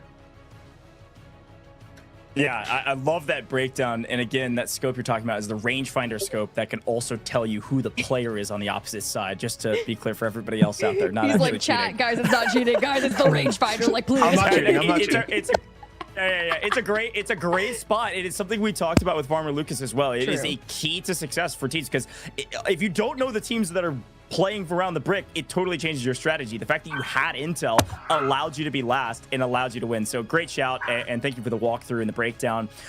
Loco, back to you. I want you to talk me through the overall season, though, because the way you finished is maybe what you expected, but throughout the course of the Delta Force Rise Series group stages, you guys top fragged by, I'm actually going to pull the data up. You top fragged by 35 kills over anybody else. And the closest to you was Team Liquid. Everybody else was another 15 below that. So you almost top fragged by like 50 over everybody else. You guys were really aggressive. Talk to me about the group stages and why you were so successful, you think. Regarding the group stages, I mean, we're so confident, like, mechanically as players, where we know that we can take fights against like nearly anybody and win. And that kind of just, we played with confidence through it all, and it worked out for us. I mean, plus there was some games where, not to be rude, but there's some like very some teams who don't belong, and we kind of abused that and got some free kills from it. Fair enough. All right. Interesting. Okay. Well, we know that season 2 is on the horizon, guys. We're going to be calling out teams in the future. We got open quals coming through, but you guys are already locked in for season 2. I'll give it to Mew Mew or Articuno. You can answer if you want. What are some of the goals that you guys have as a team moving forward to kind of cement the beginning of maybe a dynasty here in the Delta Force Rise series? Go ahead, Moo. You got it. Our goal is to be the best. That's it. I like it. I'll elaborate. It's efficient. I'll elaborate. Obviously, our goal is, like, going into this, especially when we were pitching ourselves to orgs and stuff like that, like, we were trying to prove that we're definitely contenders. And obviously throughout the group stage, it wasn't perfect, but towards the very end, we like really turned the ship around. We really showed that we could definitely be the best, or if not the best. Obviously, we didn't show that all that much today, but, you know, we know how to play this format similar to SSG, and I think that's why SSG also got their brick. We know how to play the format. We know how to abuse the fact that these other teams kind of lack in that aspect. They can get all the kills they want. They can go for third, go for whatever, but at the end of the day, it is about the format. And going into the future, obviously, it's not necessarily a dynasty thing. Our goal is just to make it to LAN. At least for me, I want to take these boys to LAN. I know we'll make it far, so that's my goal personally. And as a team, I hope it's the same for them. I love it. Thank you all for the answers. Thanks for giving us some insight into your playstyle and what makes you the best team here, because you certainly are. Guys, can we just bring this back up? You just won $20,000 a piece, 60 grand as a team. big congratulations. You played the format better and therefore are the champions. Final thoughts from all of you. Anything you want to say to fans out there, to org, to the haters, I don't care. I want to give you all a moment. Any final words for the broadcast? We can start with Loco and go down the line. It can be short and sweet. It can be as long as you want. This is your moment. I'd like to say that I really appreciate EG for giving us like the opportunity. As I said before, they put a lot of confidence in us, and I appreciate them. And I mean, people like Grimmy, who have always supported us as players and just been a good friend of mine, and Zomo as well, just always looking out for us and looking for our best interest. That's all I want to say. Cheers. Articuno? Obviously, I want to start off by saying thank you to my teammates. Honestly, that's the most important thing. Honestly, without them, I wouldn't be here. I had a lot of doubt about myself, and a lot of people doubted me, especially going into the season, or getting back into pro play, especially after Invitational. I didn't play to my own standards, and then kind of knocked my stock down as an individual. So they kind of brought me back up. Now I'm back on the map, and I want to say thank you to EG as well. Obviously, without them, we wouldn't be here. Like they have a beautiful brand, and we are luckily ambassadors of it now. We get to show it off. And then thank you for my family. Thank you for all my friends as well. I see them all in chat and stuff like that. Like, I really do appreciate you guys at the end of the day. I really do. Amazing. And Mumu, any final thoughts?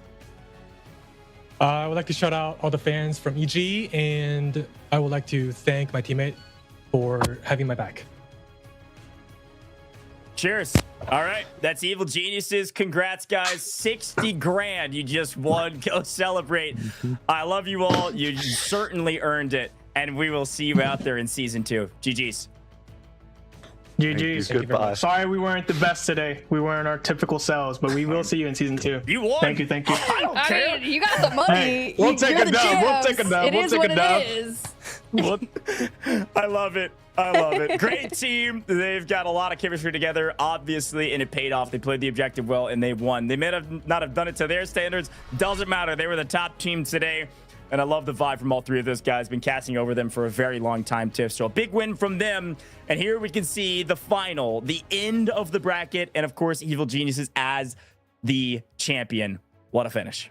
Bro, sorry we didn't win in such a dominating fashion. It's like, hello, look at your prize. 60K for Evil Geniuses Space Station. That second place is going to net them 30K. W Key Forever, your last team to auto advance to Season 2, will walk home with 15K and 10,000 apiece for FaZe, Team Liquid, and Nightmare.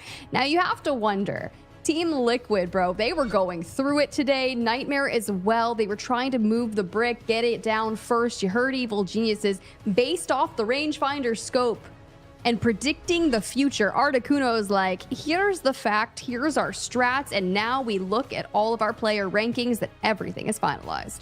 Yeah, Equal Plays finds his way to the top damage. Hotsick finds his way to top assists at the end of the day, so Team Liquid a bad day, but Hotsick overall a great performance, and Killzall does keep his spot as the top asset gainer throughout the course of all of the matches that were played.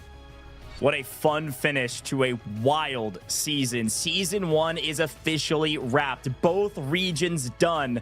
We have our champions. Evil Geniuses here in America, Dark Entities down in EMEA. Season 1 wrapped, and 3 teams from each region have moved on to Season 2 already.